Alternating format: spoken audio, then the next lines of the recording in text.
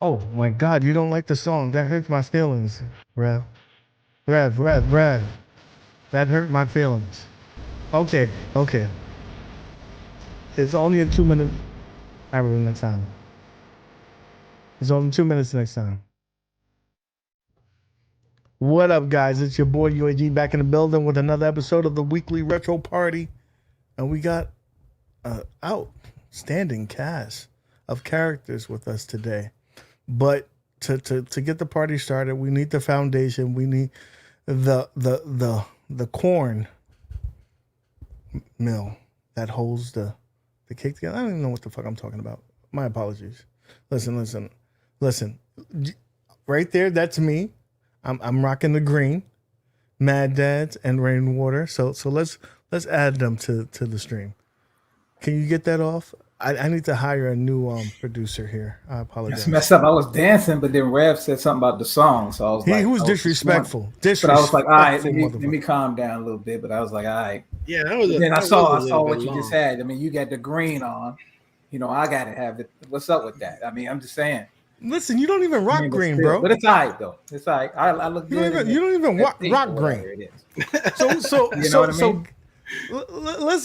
Let's you guys waited long enough, and I apologize. I've taken the criticism. Yeah, we'll take it back to the HR and we'll get that addressed. We'll make sure that it's 8 minutes longer. We need to start one of those for the future. Yeah, no. We don't do that. We're not corny over here. We don't start lists. Okay, no. So lists. We don't do. With that being said, though, let's get into the topic. Today's topic, right, is gonna be full scale versus the 3/4 scales, the 1-ups, basically, right? I thought we were just talking about. So we got a bunch of people who were into 1-ups and decided that they wanted to upgrade their experience. So let's get the people on here. We got Nick. What up, Nick? Hey, what's up, everyone? What's up, man? How you doing, sir? I'm doing great. Thanks for having me on. Oh, our pleasure. We wanted to get you on for a while. What better way than this topic, right? And let's add a little more flavor. We got some maple syrup here. Our brothers from up north. What's going on, guys? Dreamcast Kyle, brother. What's up? How's it going? We haven't had you in a while, man. So I know. Been MIA. We you disappeared from the scene. Now we know what you were doing. Gathering all these arcade that's in up north. You don't have many of them, so you stole them all. Man. So there you go. Trying. And then we got Mr.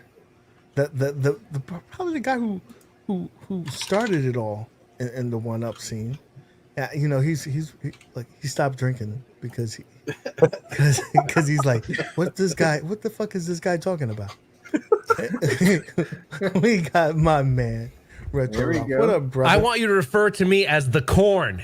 I have no clue. Where are you going with that? These guys are the corn. I don't know what I was going with the corn. So I apologize. You didn't hear him, Rainwater? He's like, you know what he was talking about. I missed this joke.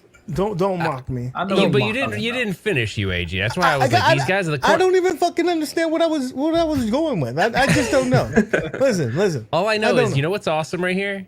Is I've talked to Nick on the phone multiple times. We've become good friends, and I've become good friends with Kyle too. But here's the thing: I've never actually heard Kyle's voice in this way. I know. I'm kind of excited about that. Yeah. I've never talked to Kyle on the phone. Yeah, and that's why you come to the Phil Donahue of the retro gaming community. Man. I like to bring. You are not the father, by the way. So there you go. Okay. Who's the oldest one? Listen, that's the question. Who's the oldest one? Me and you are the oldest ones right here, and we have these young cats here. We're gonna talk to, and I'm gonna get into the age in a minute because I think it's gonna be interesting in this topic. Yeah, that will be an interesting question because I don't know who the oldest person is. You'll see why. So, okay, all of you guys. Right, had the 1-ups, right, and you ended up going on to bigger and better things to in some people's eyes. You went to the commercial grade, full size arcades, right? So, talk to me on how you went that route, like your progression. I'm gonna start with Nick. Nick, tell me what's going on. Oh man, well, it was actually kind of an accident. It kind of starts out as a sad story. Well, not kind of, it does. If you don't mind me sharing it. Please do. Summer of 2020. Well, my dad passed away unexpectedly, and my dad was my guy. My dad was the one person who was always for me. He taught me so much with carpentry, took me fishing. We were motorcycle riding buddies. So I saw him the day before he died. He came over here. Again, I was working on a house project and I screwed something up, and who came over? My hero, my dad. And he came over and he spent a couple hours with me and my kids, so his grandkids. And next morning came, and about 6:30 in the morning, my mom calls me and tells me my dad's going into a cardiac event. So I got there, and long story short, I got my mom and my brother in my truck, and we followed the ambulance to the hospital, and they eventually let us all in. And when I finally got in, they let us in one at a time. And when I finally got in, I was the last to get in. 20 minutes later, there was nothing more they could do. So it was hard enough losing my dad, but to watch the life leave his body, it screwed me up. And to share, the reason why I share that is I needed something to a healthy, and I needed something to do to grieve in a pandemic. And my wife, Mandy, she's so much smarter than me. She suggested counseling. One of the things that a counselor recommended was going on a trip or something. I'm like, well, I'm not leaving my wife with 3 kids. So we started watching actually Retro Ralph and his arcade pickers, and Mandy kind of threw me an elbow on the couch and said, why aren't you doing that? Because I didn't know I could. You didn't give me permission. So Ralph really inspired me to give this a shot. And again, the intention was really just, I was going to flip them. It was just going to be something to do, clear my head. And I felt connected with my dad because he taught me all these carpentry skills. And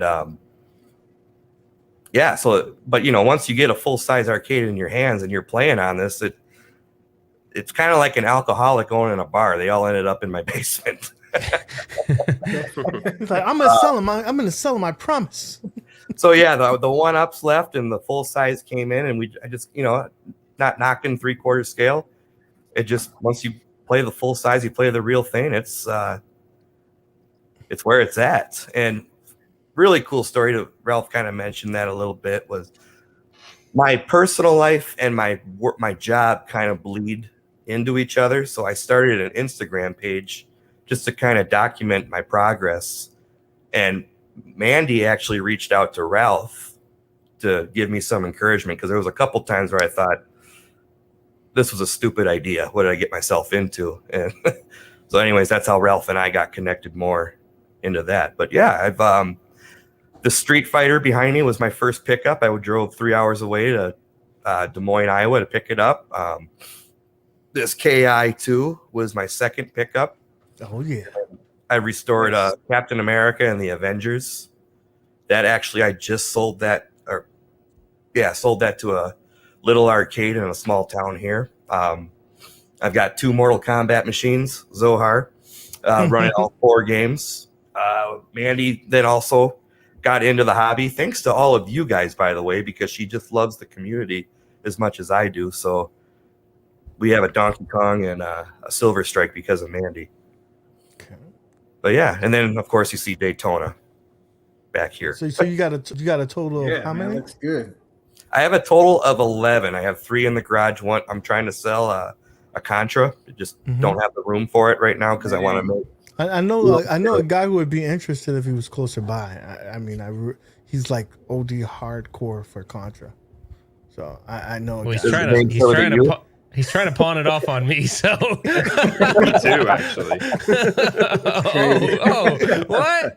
Oh, see, there you go. And Ralph, we were getting a lot of comments in the chat as Nick was telling that story, that just talking about how you were so influential to so many of us early on in the hobby. I could probably say that the panel here, like a majority of us, have probably, ventured into this hobby because of Retro Ralph. He, one of the original people that was covering this. So did you think you were going to be that influential to so many people, Ralph?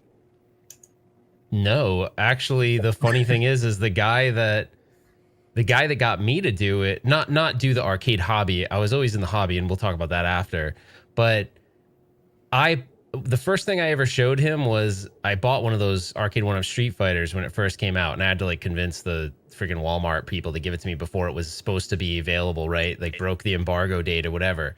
And I was telling him, I go, hey, because I don't want to get too deep in this because then it'll go too far. But I was basically buying and collecting PCB boards, so different game boards. And I told him, I go, do you think that people would think it's cool if I put real arcade boards in these like Arcade1up things? And he's like, yeah, that's cool. That's super cool. He's like, you should do that. I was like, you think people will dig that? He's like, dude, they're totally like that. And so that's actually how it started. And he's the one that goes, you should do YouTube. I knew nothing about YouTube. I remember being on the phone with him. I was like, how do I set up the account? I knew absolutely zero.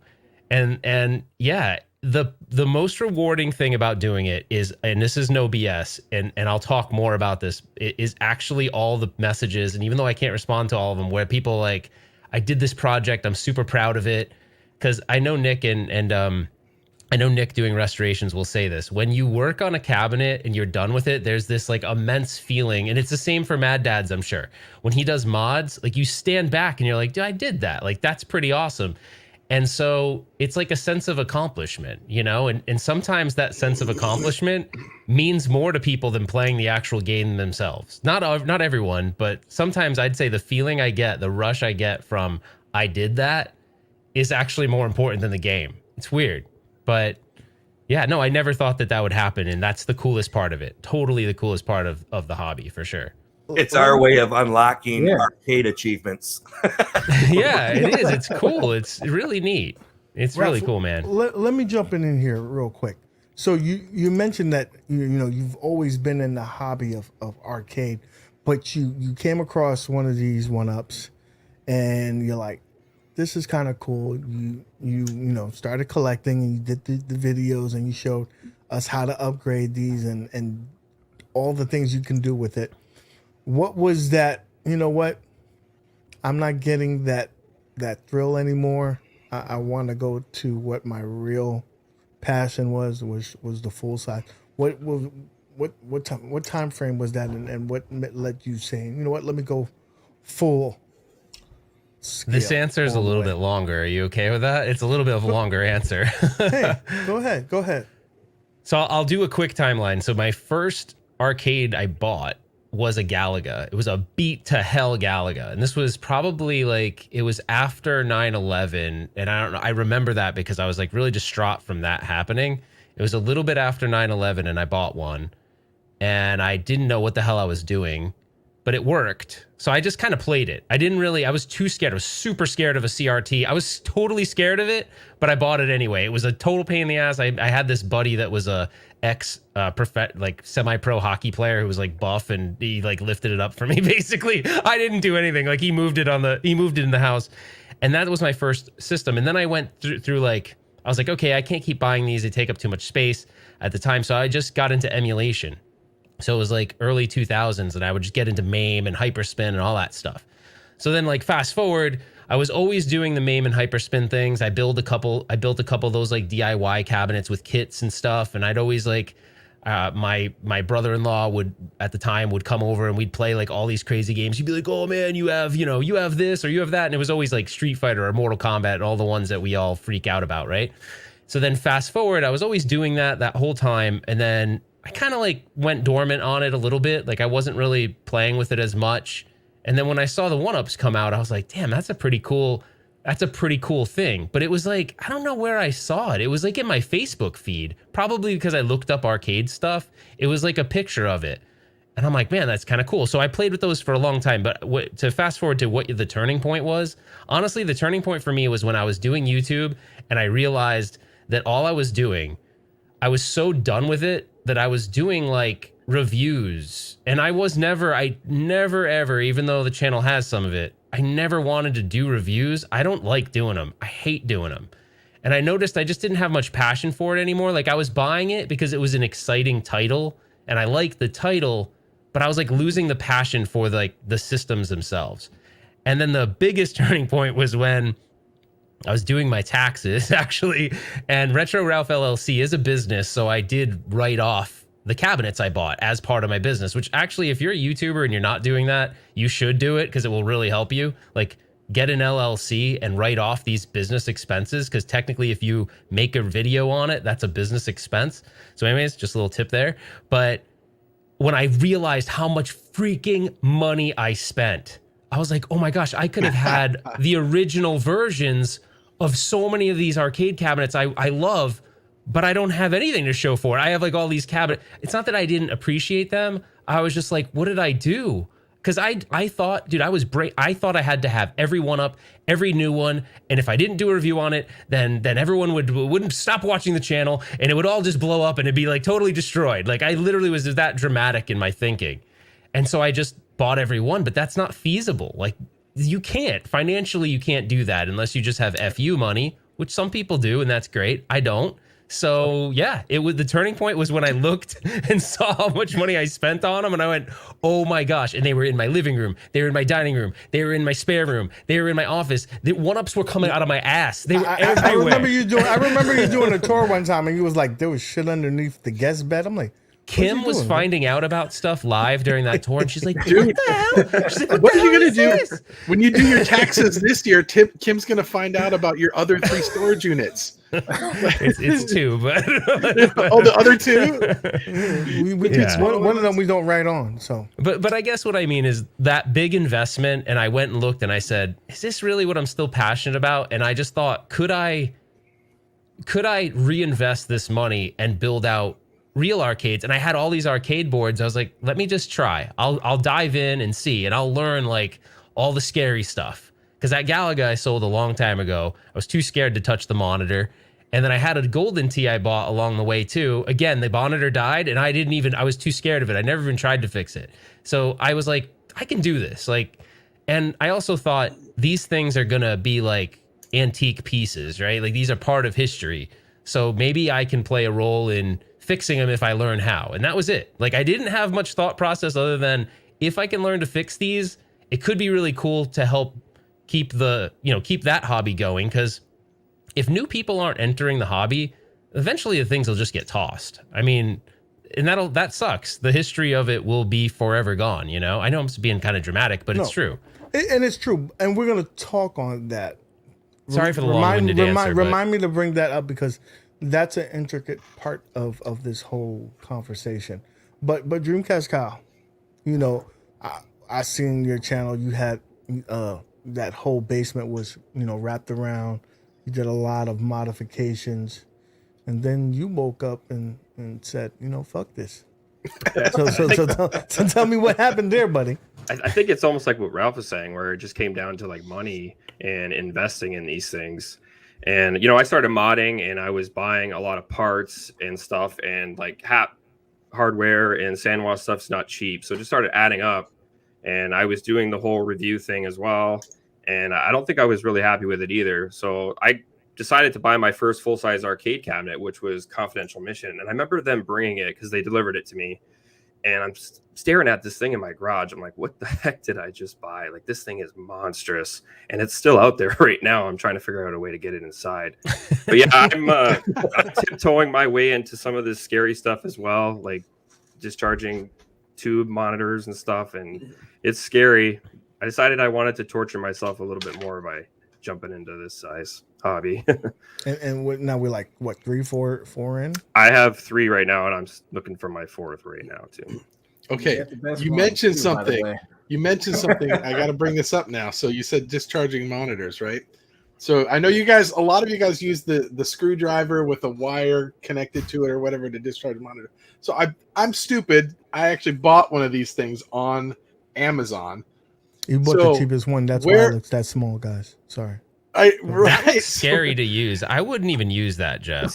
I'm thinking I'm just gonna like ditch this and go with the screwdriver thing. You're gonna don't tell him that. And, like, listen, I'm part of the. Don't do it, man. If he passes away, I get to keep his stuff. Clip this on.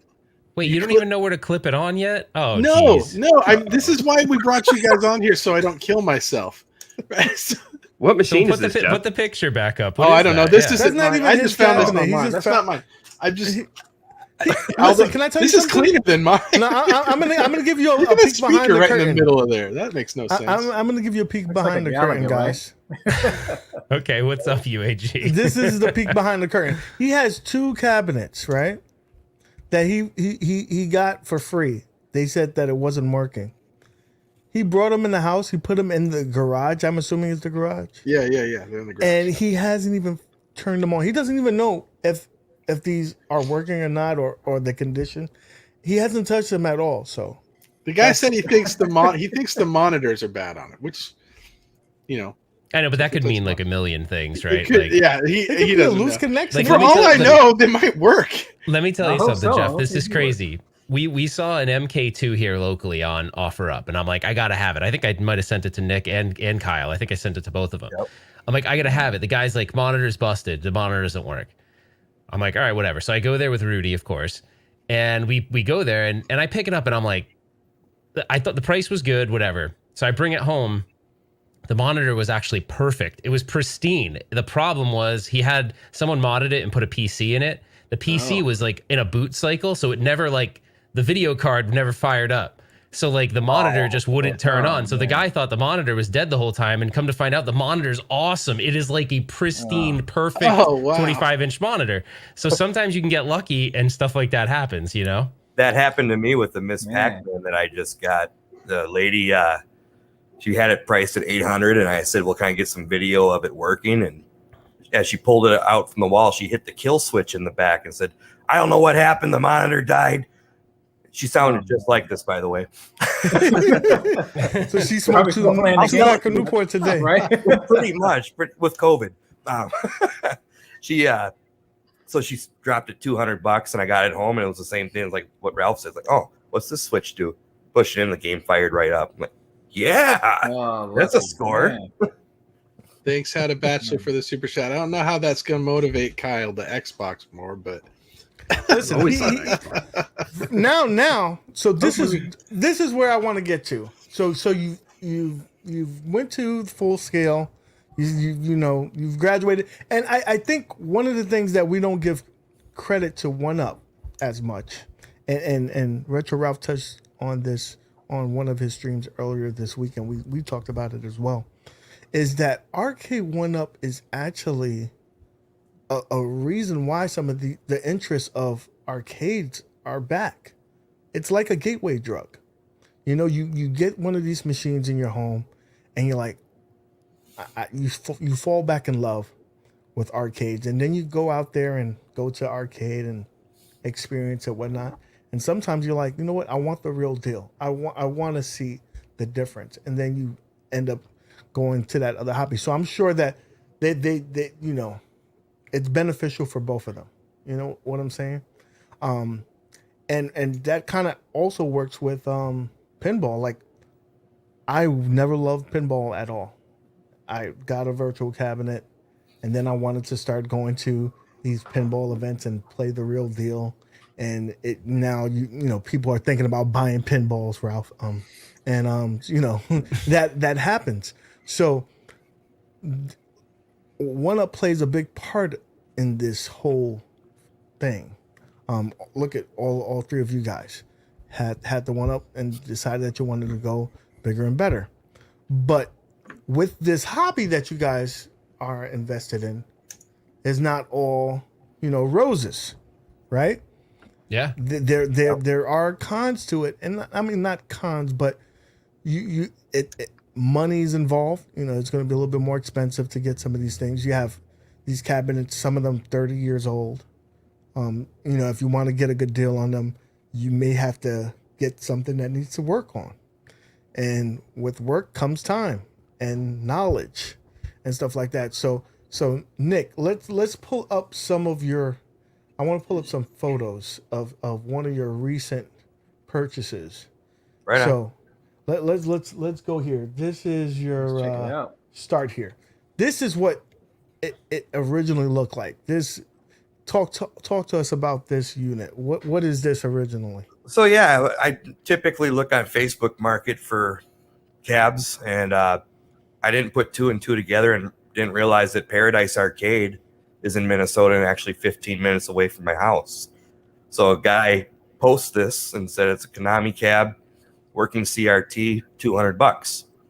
So I get all jacked up and excited and went and bought it, and come to find out it was originally a Simpsons that was later converted to a NBA Showdown, or NBA Jam or Showdown, and to NFL Blitz. But yeah, it was originally a Simpsons. So then I'm kind of thinking, well, this could be my designated beat 'em up cabinet. So what should I restore this to? And well, X-Men's got 3 buttons, and Turtles and Sunset Riders and Simpsons only got 2. So I decided to make it an X-Men. And then what I did was bought a Jim Riddle 8-way switcher, and it kind of fuels the collector in me. I like collecting stuff, so I get it's the thrill of the hunt. Nice. I can do kind of what Ralph does, or what he was talking about, collect some PCBs and put the beat 'em up boards. And right now I have X-Men. I found a 4-player X-Men, a 4-player TMNT, and a 4-player Turtles in Time. And I'll still have room for 5 more that I can put in there. But, as you're talking about cons, this is the part that I'm learning. So Ralph gets a lot of crybaby text messages from me about what to do next. How much did that cost you to do that? Right Mandy's now, watching. Mandy's watching. Yeah. It was free, Hey, Gene. go ahead, disregard. Disregard. Just kidding. I'm sure she knows. Oh, she. The boards were. I think I actually scored the boards for $300 a piece, and then Okay. the graphics from Joe Zabo on a holiday sale were another $200 or so. So It's still not bad, man. Yeah. For what you got the cabinet for.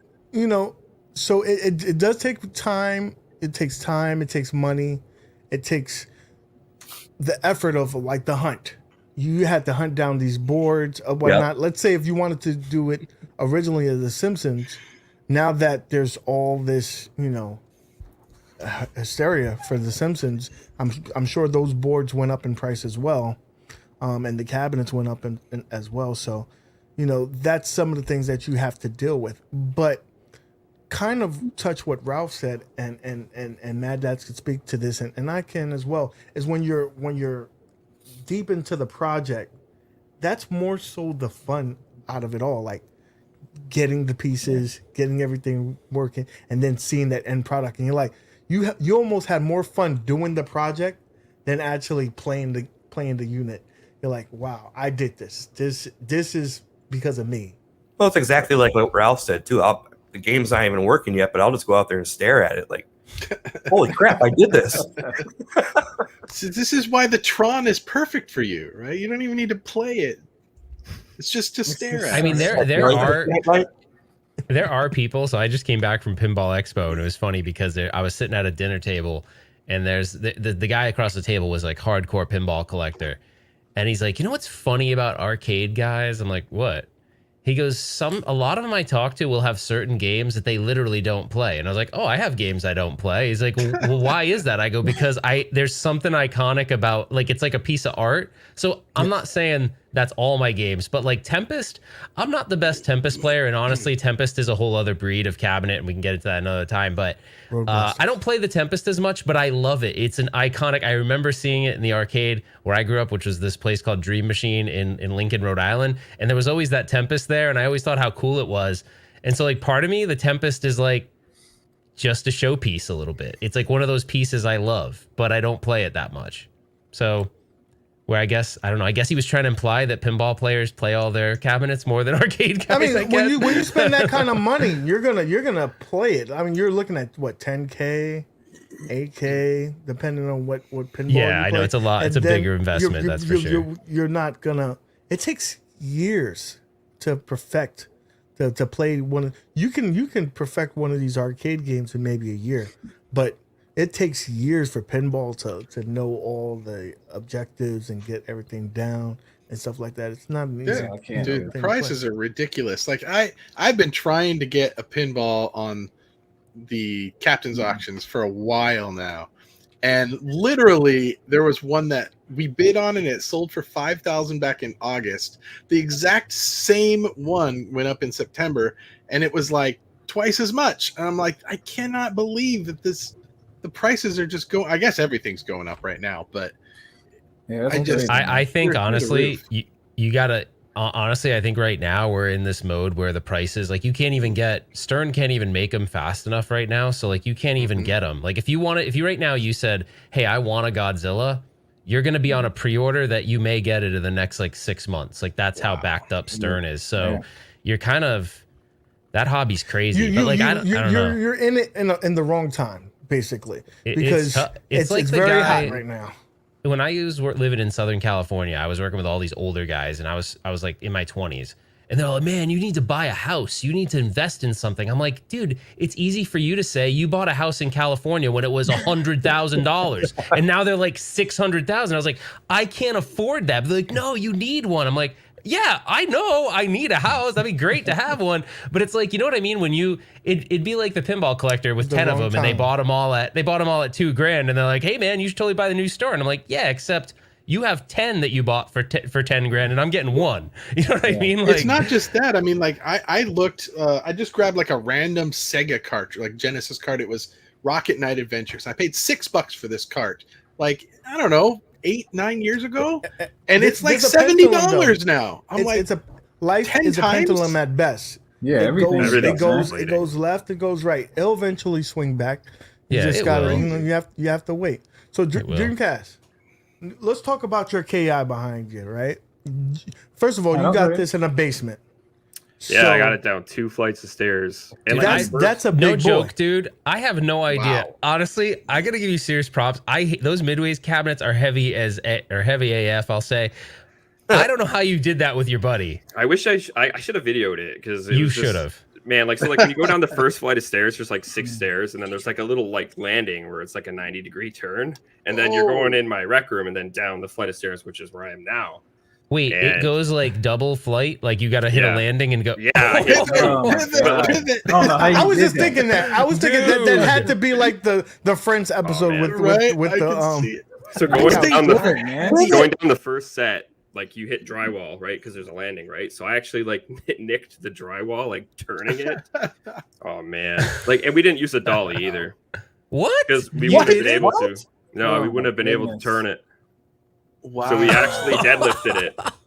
I'm sure this I'm guy not like has a a power hernia. You lifter or took anything, everything but out of that mug? No, It's like 400 pounds. Oh, Kyle's got Gene it. helped Kyle has to you. be the youngest one because I do that and I'd be out of commission for like 2 weeks because of So my back or that's- some that's what nonsense. I- right? I was I'm sore going the to next talk day. about that because this hobby, right?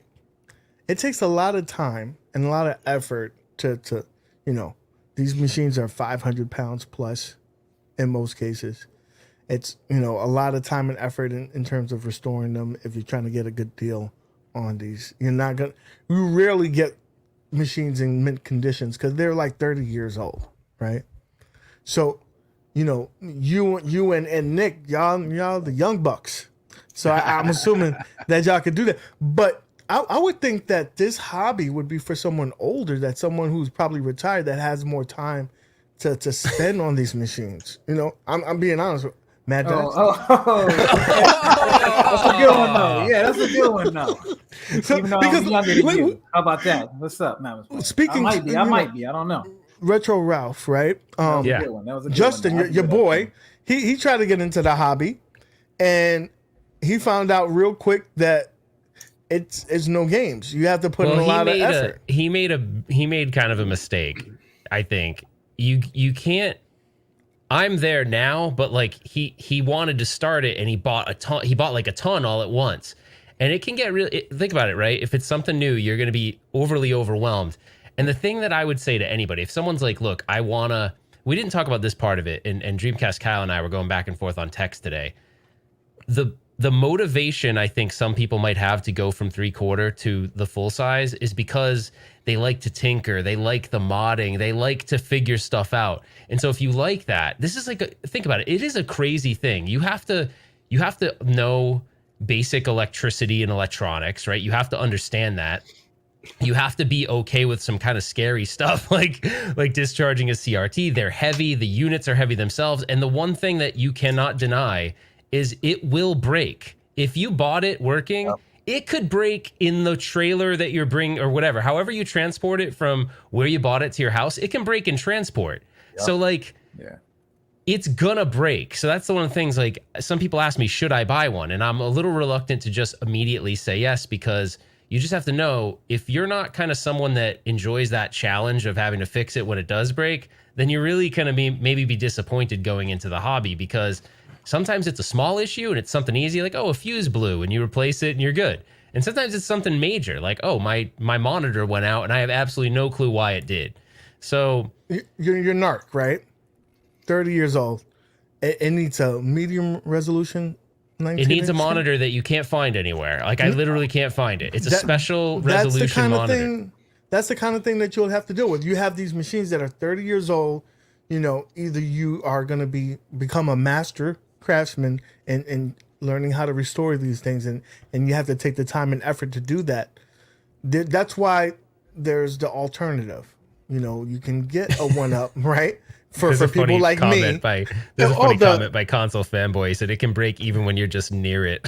That's true. I didn't do anything. I was just near it. Well, that's so the arcade 1-ups, they won't, you know, in theory, they're not going to break as easily. They come broken from the beginning. They ship them turnkey. It's turnkey, right? Yeah. You know, you're not getting the same. You're getting a close experience. You're not going to get the exact experience. But you're going to get at least the arcade Kongs has a good comment, by the way. I'd pull that up in a minute if you have a chance. Kongs R Us has a good comment there. Let's see. Because he's saying, he's saying he's more comfortable with the 3/4 stuff, but he's not sure what his barrier is. And I think that's just one of those things. One day you're going to go in there and you're going to start playing, because Kongs R Us is such a tinkerer, right? I'm almost surprised that he hasn't dove into it yet. He already went to the pinball. He's got no more space. A real pinball, and he's gonna eventually. I could see him going eventually, saying, you know what, I need to do this, and I could see him doing that, and I think it would be a natural transition for him. It's kind of like the master modders, right?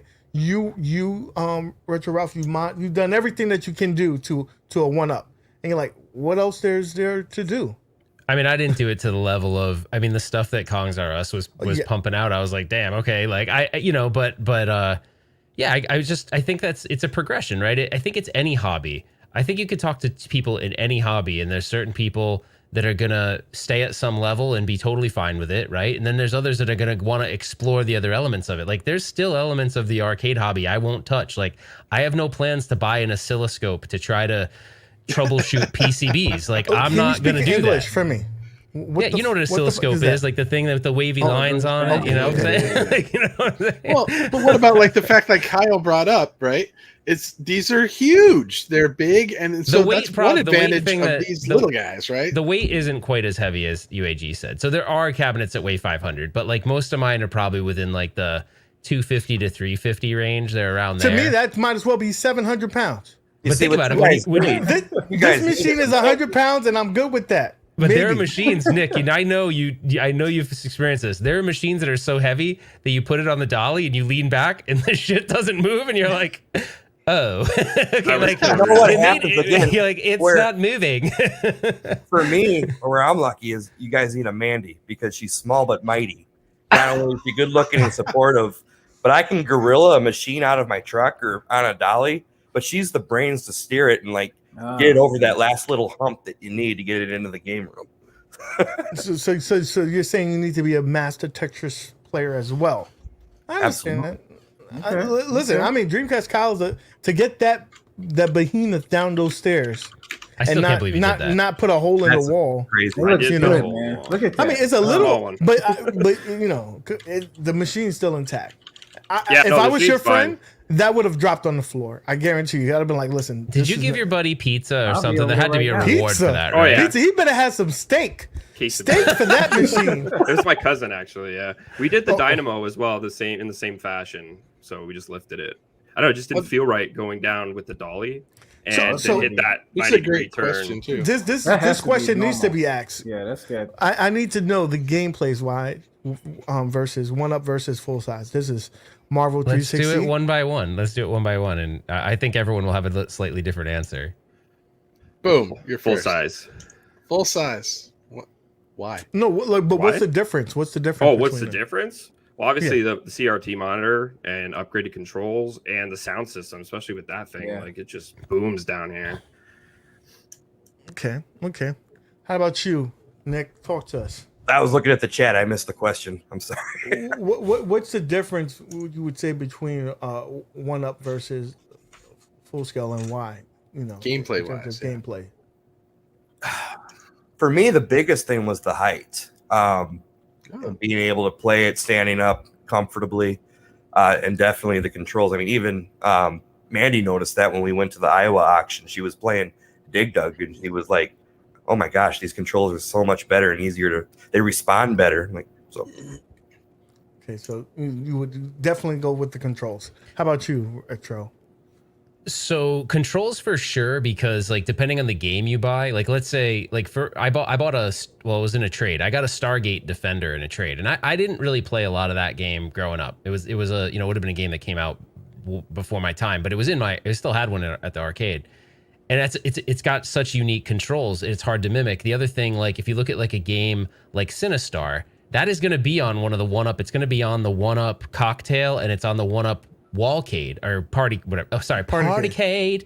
So, and that game, no, a lot of people probably don't know this. That game had a 49-way joystick. It's like this Hall effect kind of joystick. But the thing about that joystick is it's also pressure sensitive. So, like if I'm flying the ship in Sinistar and I give it like more pressure to the left, like further over, the ship goes faster. That's going to be hard to replicate.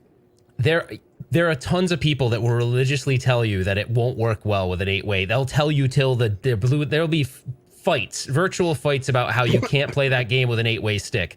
But then I also read a forum the other day where this guy's like an expert player at the game and holds a high record, and he's like, if he's kind of like the Justin Wong, right? He's like, I can play it on any stick. So he's like, screw you and your stick, it doesn't matter. But I think for me, it's the controls. For one, the controls are great. Now, keep in mind, if it's an old game, the controls may be beat and you have to replace them, but the controls are usually really good. And then the monitor, like there's something, I don't know what it is. There's just something about how a retro game looks on a CRT monitor that just does it for me. It looks so freaking good to me. And, it's just... But like you could go back to console gaming, right? There are people that have no problem playing legacy console games on a LCD, but then there's like a whole group of people that are hardcore. You could call them purists, whatever title you want to give them. They won't play it on anything but a CRT. So they've got Sony PVMs in their houses and Trinitrons, even though they're heavy as shit, and they'll only play their consoles on a CRT. So it's just all a preference thing. I personally just love CRTs. They're freaking awesome. Retro Ralph, I have to ask this question because you have that Roadrunner. Do you still have that, or you end up? Yeah, it's a trading pain that? in the ass. I'm still trying to figure it out. So look at that machine. I don't know how many are in the wild. I can't imagine Not that there's many. a lot, right? If 1UP decided to come out with that machine, I'm sure it's not going to be the exact experience, but you're giving that experience to a ton of people that probably will never, ever have that experience. You know what I'm saying? So I think that 1UP has a place in this market to kind of, the whole thing about emulation is so we can still experience these and don't 100%. forget I'm all about for our that. history. So I don't want to, speak bad about 1UP because I think it holds a place. But when you guys talk about the experience, a lot of it sounds like the authenticity. You don't get that. You're not gonna get the right controls, in a sense, unless it's probably the marquee game. Like when you get the Legacy Mortal Kombat, that's a pretty much a good experience because the control panel Yeah. is meant for that. You're getting the sounds. You know, the ROM is perfect. You know what's crazy, UAG? Like one of the craziest things, and Dreamcast Kyle can attest to this, and same with Nick. I think Nick has one of these. If you have a game with a 25-inch monitor in it, it's insane how cool that is to play. So one of my first arcades I bought when I started doing them again was the Street Fighter 2 Z-Back, and that has a big 25-inch monitor. And when I fired that thing up, I was like, holy crap, I forgot how freaking, like, the Zhong word, the immersive word, it's like, dude, a 25-inch monitor, like, on your face is huge, and KI is the same thing. Yeah. KI's got that big-ass monitor. It's so cool. And I'm not saying that, I think you have, like, pathways into the hobby, right? And they're not wrong. They're not wrong. It's just where you want to take it is up to you. It's your journey you decide to take. But I think your entryway is you buy a 1-up and you get the artwork, and it's exciting because it kind of resembles the original cabinet, and that's great. Or you do a DIY where you build it yourself. You can, I don't say build it yourself, like a kit, right? You buy a kit and you can skin it the way you want it, and that's cool too. And you have that satisfaction of building it. Or then you can go the other way, which is like, I'm just going to buy a multicade and I don't really care about the controls as much. I just want to play the games. And if it's not perfect, I don't care.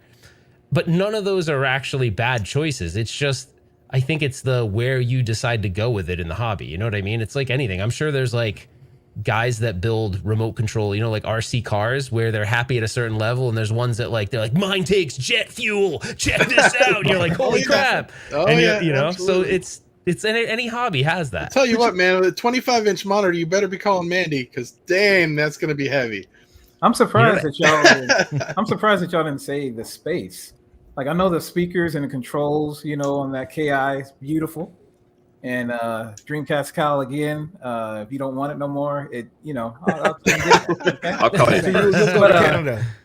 Same with Nick. He got that KI too. I'll take that too. Yeah, you still got that Punisher? I was wondering about the space because none of y'all said anything about the space. So when you're playing with your friends, you get that space, and like I said, the sound just be boosting at you. I know y'all said the sound, but I mean just the space that you have, you can actually sit, 2 full-size people there, and actually be able to play with the room and enjoy it without having to kind of like, twist all the way over. So I was wondering about that. Yeah, that's a good point. I actually didn't think of that.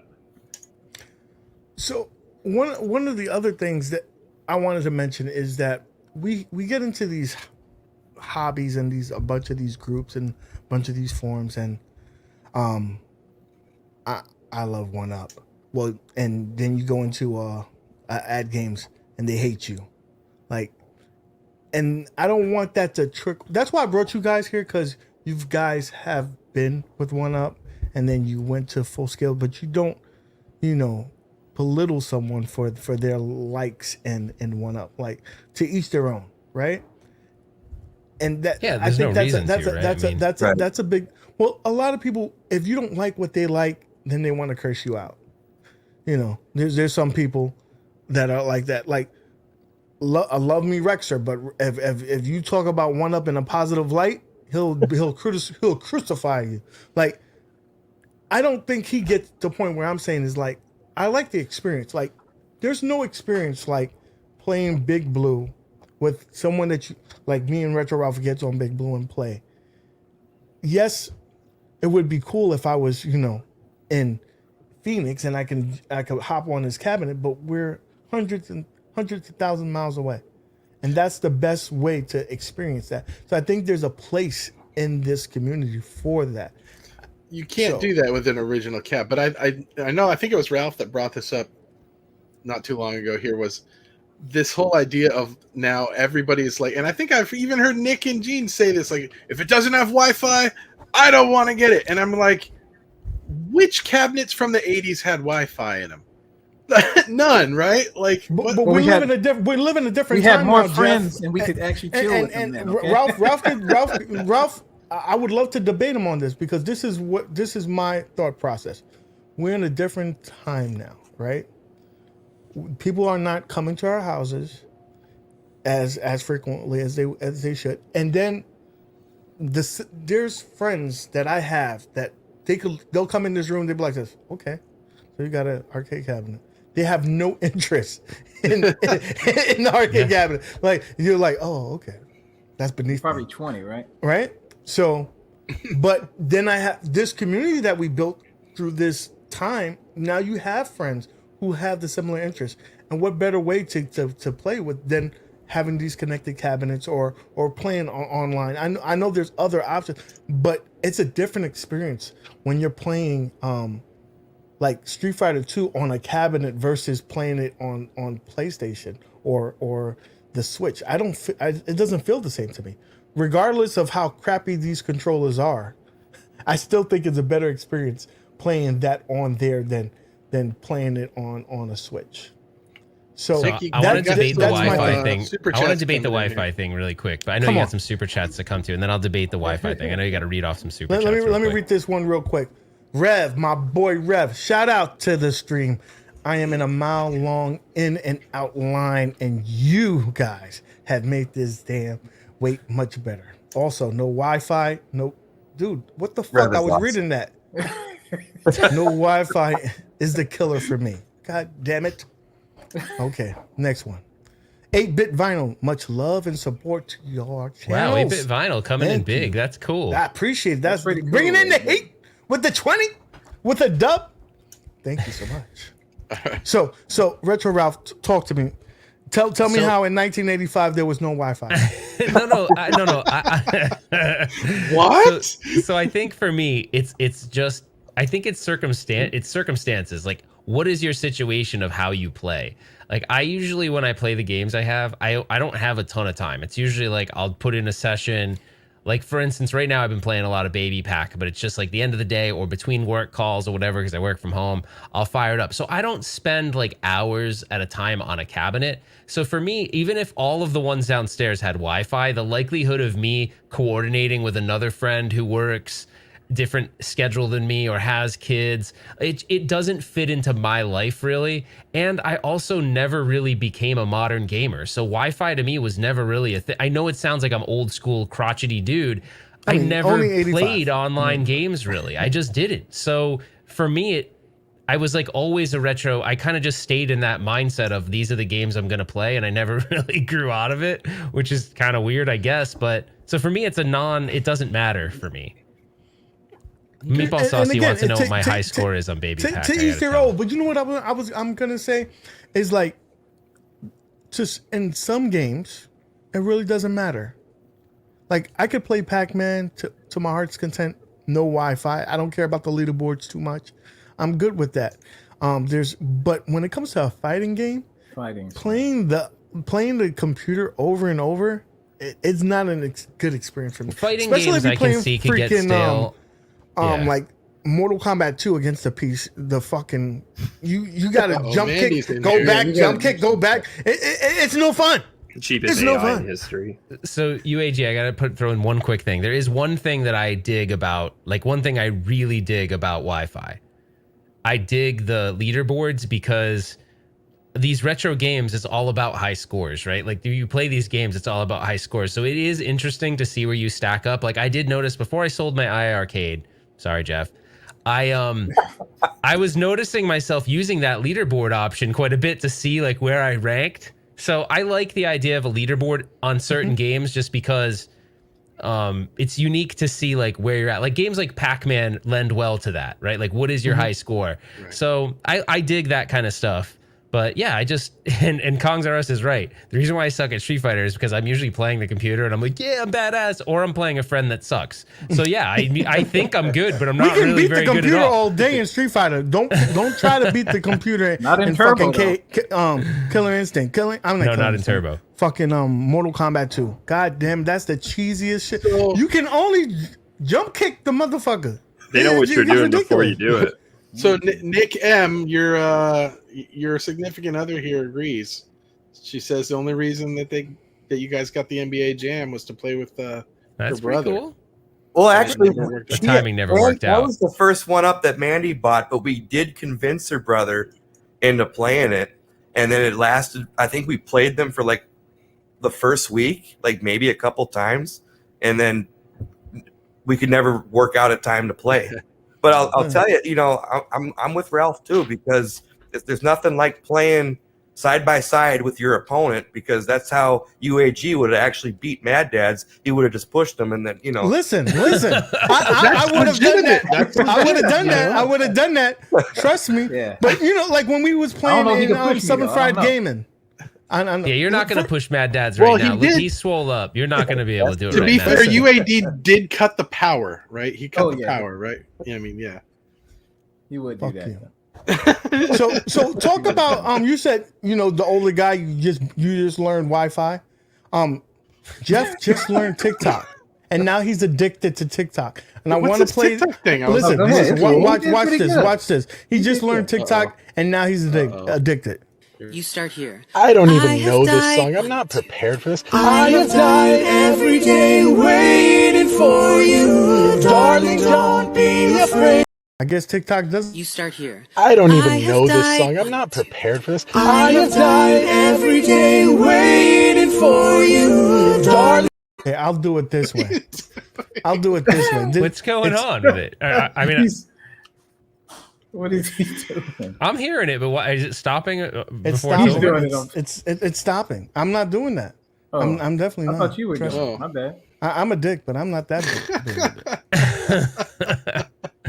I just want to know why Jeff picked that song. It explains a lot. Is it playing any sound? Waiting for you. We're gonna play Start here. I don't even know this song. I'm not prepared for this. I have died every day waiting for you. Darling, don't be afraid. I have loved you for 1,000 years. I love you for 1,000 more. All along I believed I would find you. Time has brought your heart to me. I have loved you for 1,000 years. I love you for 1,000 more. What? You start here. That what So- he just had. Yeah, he just learned it. Yeah, right there. Just. Nick, you gotta mute that tab. That would have been pretty cool. We're echoing hard. Oh, there we go. I am not left speechless very often, but I'm speechless now. And this is his first. That was his first video. How many views you got on that? I guarantee you, it's gonna be what you gonna call it? Big time. We're gonna viral. It's gonna go viral. I'm pretty much. I did that on the way to the show, on the way home today. That's pretty good. All right. Well, Oh my gosh. where do you go from that? Well, Mason just followed me on TikTok. Mason has a TikTok, doesn't he? yeah, I'm pretty sure he does. He's got some pretty good stuff on TikTok. I've seen it. He's a young. He's wet behind the ears. He's still young, so breast. He just turned 24. It was his birthday last weekend. He just turned 24. He ate a. I'm gonna have more subscribers on the TikTok than on my freaking YouTube channel.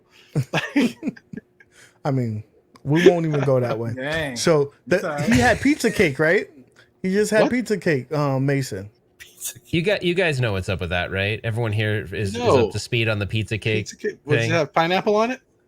No, so UAG and I Don't be so both being East disrespectful. Coast guys, we kind of like the floppy, greasy pizza, right? And If it ain't greasy, it ain't. and pizza. Mason for friggin' seriously 2 months straight. Hey, we're going to Chicago for Pinball Expo. We gotta have deep dish pizza. And I'm like, dude, I can't even do that. If UAG finds out I have deep dish pizza, I'm in the doghouse hard. Like he won't even be my friend anymore. And he's like, come on, man, it's my birthday. So I ate it.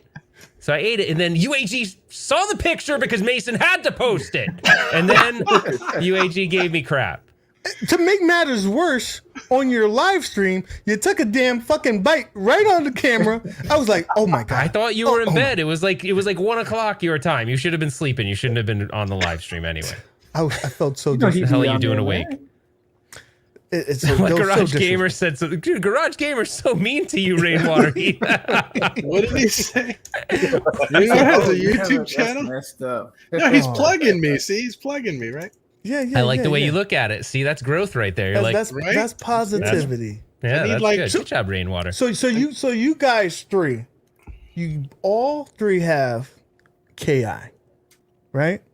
I mean, some are completed. Some people decide that you know they have it and they're not going to do anything with it.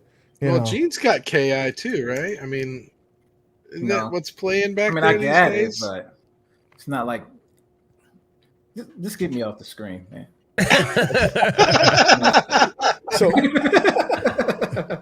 so messed up. This is Retro Ralph's KI that he got 30 years before ago. I did anything to it. Yeah. Well, let's start from the beginning. You had this sitting, for 30 years. You did a lot of work on it. Joe Sabo sent you some artwork and you learned some things. This is when you first started to do the respiration thing. So you started learning how to use the silly putty, whatever that shit is. Bondo. Silly putty. Yeah, silly putty that thing. That didn't have a word, right? I'm getting a weird echo at UAG. What's going on? It's Nick's stream. It's me. Is it gone? There, I muted Nick's. Okay, so you wanted to know what about it? Yeah, see how That didn't chewed come up with the the board, control right? panel is and stuff?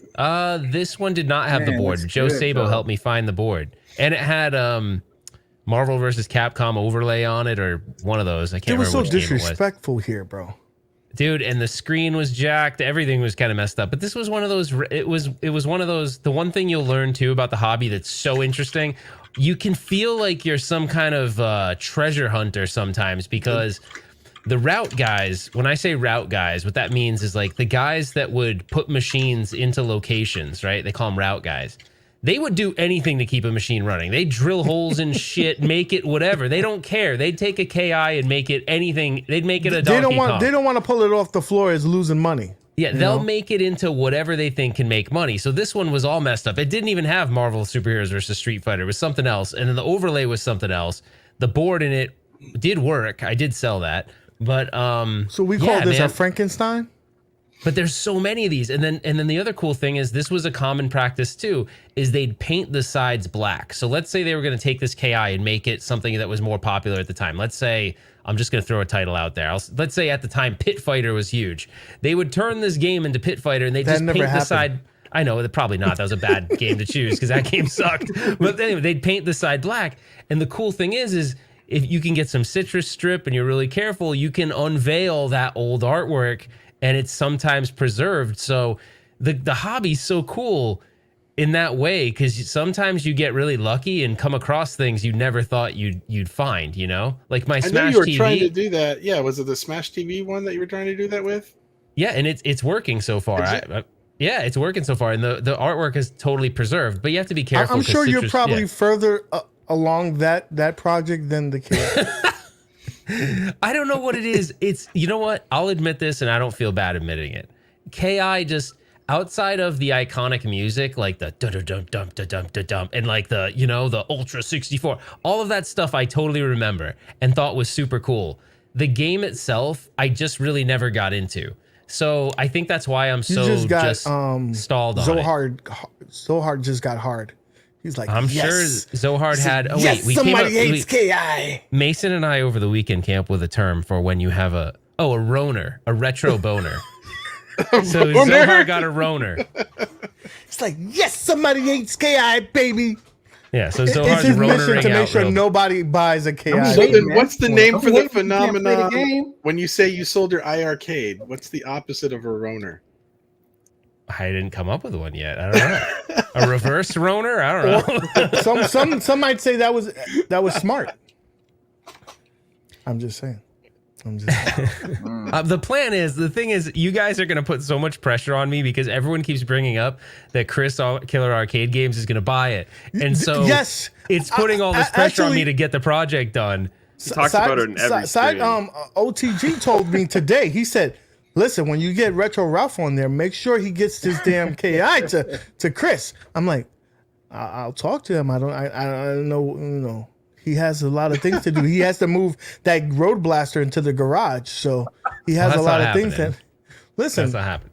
Here's the one thing, so I'll admit this to everyone here. I don't want to restore the side art on KI because it's original and it's pretty good. It is faded, but It's pretty good. So if I end up doing that, this project's gonna take way longer because I got to strip everything out again. I got to sand everything down. Let's just get that board. I mean, not the board. The control panel done. Get that up. He can do his own stuff. Let's get that to Chris. Chris is crying over here. He saved the money up. How about I set a timeline on your show? I'll set a timeline of the completion. Okay. Is 60 days good? Can I get it done in 60 days? I give you plenty of time. He'll be happy, man. I will call you. Because the reason why I say 60 days is because 58 of those days I'm gonna not do it, and then the last 2 I will. It's like, all right, it's time to go. Who's got a calendar? Let's see, 60 days. So we're talking. So I'm flying Nick the out. New Year's. If I have to do the side art, I'm flying Nick out. And I'm gonna make Dreamcast Kyle pick up the cabinet and walk into. Man, he lives in Texas, Kyle's right? gonna Hulk the cabinet. Yeah, he lives in Texas, doesn't he? Is he coming? Yeah, he's a Texas guy. He's a Texas guy. Yeah, Texas, yeah. I wish so bad that Ralph and I were neighbors because I could get that outside done in about 12 hours. And then I just wire the stuff up. Yeah. Yep. So y'all could be a perfect arcade team right there. Why bro. don't we just make a compound somewhere? Everyone bring all your machines. We'll all just live together like in Montana or something. Retro Ralph is gonna start like a little club where all you guys just come with fucked up shit. Y'all end up fixing it, and at some point it's going to be like a retirement home. We're going to need Are you good with audio? I don't want to be the moving guy though. Okay. No. You got to do your job. Let's just build a retirement home next to Galloping Texas, Ghost, baby. and we'll Texas, all baby. just retire there. Do you know what you just said actually exists, by the way, UAG? So it exists here in Phoenix. I'm sure there's got to be other ones around. I just found out about it. There's a bunch of people that get together. It's like once every couple months, and they have parties where they just fix stuff. But people bring their actual games. They only do it here during the cooler months, right? So they just started it up again. And yeah, you would bring your effed up stuff. Like you said, you'd bring something that isn't working. And I guess there's this dude in town that has tons of parts and stuff. And they just all work together for like that night. That's called Retro Ralph's Garage. Wow, that's pretty cool though, right? Like that's a cool thing. And the whole thing is like, let's say Rainwater has those games that don't work and he's like uncomfortable fixing it. You can bring it to this thing and they'll like help you learn how to fix it. I think that's freaking cool. That's awesome. I think it's pretty all neat. he needs to do is bring his wife though. We should pause chasing nostalgia and do the arcade repair traveler guy. Oh, I know. You That was an should idea go- I had. you know what? Arcade Go to 911. There you go. Yo! Wait a minute. There you go. Let me write this shit down because if anybody comes out with that show, I want a piece of that because it came on this show right here. I'm writing this shit down right now. I heard you mention the Arcade 911 thing, right? And but how would you possibly do that? No, if it'd you be impossible to do. You'd need some studio to pick it up and be like, yeah, we're going to give you ungodly amounts of money to do this. And I don't You'd have to have like a truck full of like CRTs and PCBs. Well, what you could do, right? You can call ahead of time, ask them what the issue is, and then you can act it out. Can I tell you guys something funny? It's going to be a faked show. You know how like we think our hobby, you know how like I think we don't realize how small our hobby is, right? Even if it's one-ups or multi, like it's such a small hobby. And I got this so surreal, crazy moments. But when I was at Pinball Expo, I got a chance to sit down with Todd Tuckey, and I know. And everyone knows who he is. He's the owner of TNT Amusements. Mm-hmm. And if you haven't ever checked out his channel, go do it. He's so funny, the guy. But I asked him, I said, because he's tried to do reality shows in the past. Like he's tried to go to studios with shows about TNT Amusements doing things.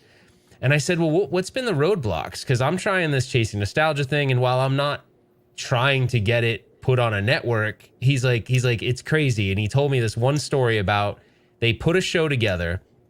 They had like a network. They had a company come out and film everything. And the studio head guy got it. And he's like, it needs to be more sexy. And Todd's like, what do you mean more sexy? It's arcades. Like, what do you mean? She's like, you need to put like a sexy girl in it. Like there needs to be a woman in it that's sexy. So they like put a sexy girl in. This is all, by the way, on his channel. So they did that. And then the guys, they filmed another episode. And they're like, you got the sexy girl, but you need like, you need to bring your family into it. So then they brought family members into it. And they're like, you need a little bit of drama. And then they did all this stuff, spent all this time. And like, eventually the studio head was like, yeah, this isn't really mainstream enough.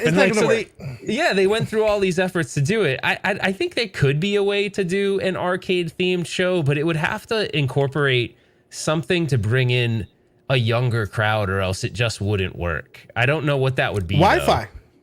Bring in the Wi-Fi. If you put in Wi-Fi and TikTok, there you go. You're good to go. Wi-Fi and TikTok. There you go. And then get the you get the my boy Keon baby BX stand up. No, you have to get Wi-Fi, TikTok, right? Those are the two main ingredients. Okay. Listen to me. Someone said hot tub arcade repair. Then you get Twisted Metal. Bring some of those girls. You know, his arcade room has poles and shit. So you get Twisted some of that. Metal. Oh, Twisted Chris. Yeah. Get that going. Listen, maybe a hit Can you right imagine there. hot tub arcade repair? You're trying to discharge a CRT. Someone while gets you're in a electrocuted every hot episode. Well, I mean, that also brings another thing. Big Papa Brad. So, no, thank you. Can I tell you one more story from the expo that was really funny? It won't come out in any other play. It was actually really funny. So I'm sitting by those. If you guys saw that video I just published about those console arcades, this kid comes up to me and he sees me just from the side and he runs up on me. He's like, "Oh my gosh, you're Retro Rick." And I'm like, "Oh, oh my God, dude." I'm like, "No." I was like, "No." Did you just roll with it? Like, yep, that's me. Like, no, but here's what's crazy, baby. Here's what's crazy. So 2 months ago, I found out who Retro Rick is. I didn't know who he does was. exist. Okay. He exists. He has a really big channel. Actually, he just got his YouTube plaque and everything for 1,000. Oh, His channel's growing. He does a lot of like retro collecting and game. Yeah. So I think Dreamcast Kyle watches, right? Yeah. So he's a really good guy. And I happen to have this kid is 12 years old. And he's like, he's I can see the disappointment in his face when he's like, "Oh, you're not Retro Rick." Oh man. So I was like, I was playing off this because I'm like, shit, I have Retro Rick's phone number. Now, will this guy pick up? I don't know. So I was like, I'm gonna make this kid's day. I'm gonna be like, who do you ask for again? He's like, Retro Rick. I was like, why don't we call him right now? And this little kid was like, there's no way. He's like, there's no way you. And I called him up. This kid, it was so cool. I made this kid's day. He was so happy. And he started showing Retro Rick. Like, imagine, I got my phone, Retro Rick. He's like, "Can I show you my game room?" This little 12-year-old kid, he was into all the retro stuff. He doesn't play PS4. He doesn't play PS5. He doesn't play Xbox One or Xbox Series X, none of it. And he's like, "Rick, I want to show you my collection." He had all these NES games and Super Nintendo and GameCube. Like, it was crazy. But it was look like him. I know. I don't know. I know. It had to be a weird angle. You know what could have happened? He could have shattered your heart and your dreams and could have said, "Oh, it's the immortal John Hancock." And then you would have been like this. Damn, Dad, do I look that old? That's I what would could have actually happened. be more disappointed if he said I was Riggs, because Riggs has like no but he top has hair the on Hulk top. Hogan. He has the Hulk I'm Hogan. gonna meet going him on. someday. He lives like a half an hour from me. I don't know why I haven't met him yet. Because So what he about doesn't live in the woods. Dreamcast Kyle? You watch Retro Rick? Yeah, like he does this thing where it's like a $10 game collection thing where he like started with $10 and then he tried to see like if he could build like a retro game collection with $10, and it was insane the stuff he was finding. Right. And now his Yeah, like he's collection's cool. worth like thousands, and he started with $10. So he was like showing you just like how to hunt and find stuff like through thrift shops and stuff. It's actually pretty cool. Do you Channel's guys good. think that that's the biggest thing of your hobby is the thrill of the hunt? Like I think of this kind of like when you're trying to get a girl, you know, you whining and dining her, the whole event, like just doing it.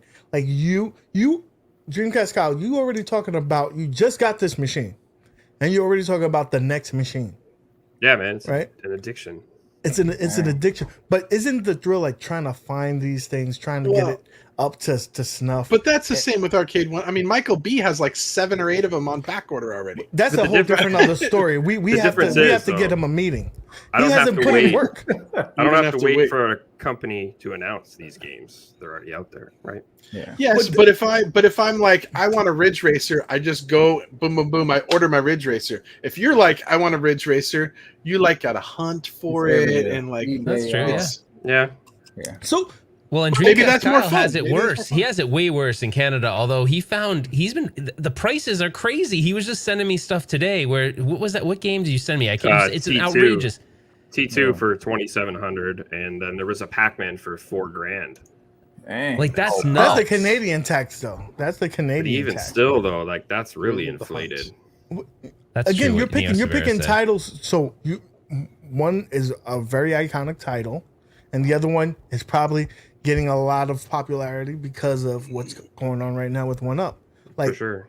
you know, if I hate to pry Retro Ralph, Oh god. but that T2, Yeah. what was the damage on that?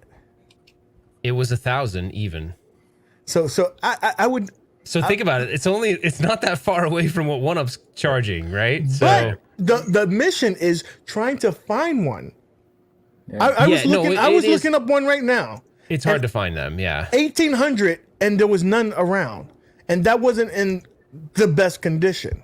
You know what's weird though? So this I learned more probably like the past like 3 or 4, well maybe the past like 6 months. Something that I stayed away from for a while is Clov. It's like this community of arcade, but it's arcade restoration people. So they do not like when you say are there people that don't like 1UP or don't like whatever, they are arcade restoration period. That's what they want. If you go there and you're like, hey, look, I turned my Killer Instinct into a Pac-Man, they're going to be like, what the F? Like, they go crazy. You will trigger them and they will hate you. Didn't you it's a kind of great... do that on your show to your partner? Because What do wasn't you he on Chasing Well, Nostalgia? they hated right? him on Clov. They hated him. Really? They hated him. They Yes, have a they picture couldn't of him stand- on I was the wall. gonna Like say, they probably had a he's heart He's the attack. devil. They did He's not the like devil. him on Clov. Yeah, no, they didn't like Corey because He's of like, that. oh, But that, cool, but that, Gorf. Let me put a pie in it. You're like, But that community is Yo. tough. But that community is like that. It'd be like going to an antique show and being like, "Hey, I just got this antique dresser and it's worth like $9 I'm grand." gonna And you're strip like, the paint. and you spray paint it pink in front of them. They'd be like, "Whoa!" You know, they'd freak out. So, I forgot where I was going. my was wife talking does that, by the way. Clov. She buys furniture, Clov. So, and then she's like, so- I'm going to paint this. So Okay. Clov becomes a really good resource. Like I got the Smash TV, but I couldn't find a board. Looked everywhere, couldn't find a board. Now, when you join Clov as a member, you can register the people that are serious about it register all the things they have. And they'll register whether something's for sale in their collection, but they don't put it on other places. Like they may not put it on OfferUp or Marketplace or anything. I was on there in like a couple minutes. I found myself Smash TV boards. I was looking for days on eBay and all these other places. And I called the guy. I mean, I messaged the guy and he's like, oh yeah, come to my work tomorrow. I'll bring the boards in. I'll test them for you. And because he's a collector selling to another collector, he's not giving me the Gives you gouge the price. collector price. He's giving Yeah. me the good price. Like, See, but that's So- but that's like this community as well. Like 1UP community. Like if you go on eBay and try to find some of these pieces, yeah, they're going to try to gouge the crap but out. if It's you not got, fair. if you, It's like, but if you're in a group, they're like, I got an extra one. Here you go, or just pay the shipping and stuff like that. And that's the beautiful thing about. but that should be really important though. I think the 1UP community should do the same thing. It should be like, hey, you're a 1UP collector, I'm a 1UP collector. Like we should sell to each other fair market because we're trying to like pay it forward. There Because are some like that. and I think that happens because like let's say Mad Dad sells me something, right? Sells me his Big Blue. And then I might have something Mad Dad's wants down the road. The community is small, and that way we kind of like help each other out. You know what I mean? And It I really think- is small. I mean, look, Nick just bought it's something on easy. eBay. Yeah. Turns out he bought it from Don Chafee. Yep. Really? Yeah. Yeah. I bought a X-Men versus Street Fighter PCB board so I can plug it into my Big Blue and I can have both games. And It Don's runs like, the same monitor Don's and, like, and the same. hey Jeff, I got Nick's address. Should I send him a pizza? And I'm like, do it. Yeah. do it. So I want to show you a video that my boy, Papa Brad put on, and it's gonna it's gonna serve its purpose because he's gonna show us some games that are coming out on 1UP Real Arcade. So let's and you guys can talk over the video. Tell me what you think. But it's interesting. He went to a way up. Is there back. sound or not supposed to be sound? You don't hear no sound? Oh, I No. muted you because when we don't, everything echoes. crazy. This is Papa Brad's Gaming. I'm in the Waybacks Arcade in Pineville, Louisiana. When you're talking about real arcade machines, you got to visit a place like this. To me, this is where the real magic is. A real retro arcade. All those You stopped it? or games you might Hold on a What's wrong with second. your computer? It's not. It's, chicken, yeah. it's this guy. It's this corn muffin. What? It's the corn muffin over here that wasn't playing. I'm gonna pee my pants. Now Arcade1up, they've done it. Terminator 2, it's coming. I'm so excited. This is a great game. Wait a minute, where's the coin door? What's going on here? That's Terminator 2. What are those, squirt guns? Are you kidding me? That looks ridiculous. Boy, those guys are awfully close friends. This is ridiculous looking. What's that big white border around the screen? On that tiny 17-inch screen, firing at point-blank range. I can't believe, are they really going to do this to the Terminator 2 game? Let's take a look at this beauty from Retro Ralph. When you stepped up to this machine, it meant business. You had big metal guns. They used a potentiometer system for your aiming. Wasn't even a light gun. That gave you a lot of accuracy. These guns were all metal. They had an excellent kick to them when you were using them. This machine was gigantic. I mean, 3/4 scale is not going to do this game justice. The screen is recessed from the player. You look at those guns. I mean, that's what it should look like, not this squirt gun stuff they're doing. It's ridiculous. Another important thing of the T2 arcade experience is the actual cabinet had lights built into it and had effects that would go off as the player was shooting the Terminator robots. This is going to be completely absent in the Arcade1up shell clone of this great arcade game. I mean, this is basically just a piece of furniture you're going to sit and look at because it has Arnold Schwarzenegger on it. This is not my T2. If you're going to do something, my opinion is do it right. That's it. Now we get the real deal. Why do I care? Because authenticity matters. Real Terminator 2 Judgment Day cabs. So you got some awesome guns. These guns are not light guns, they're potentiometers.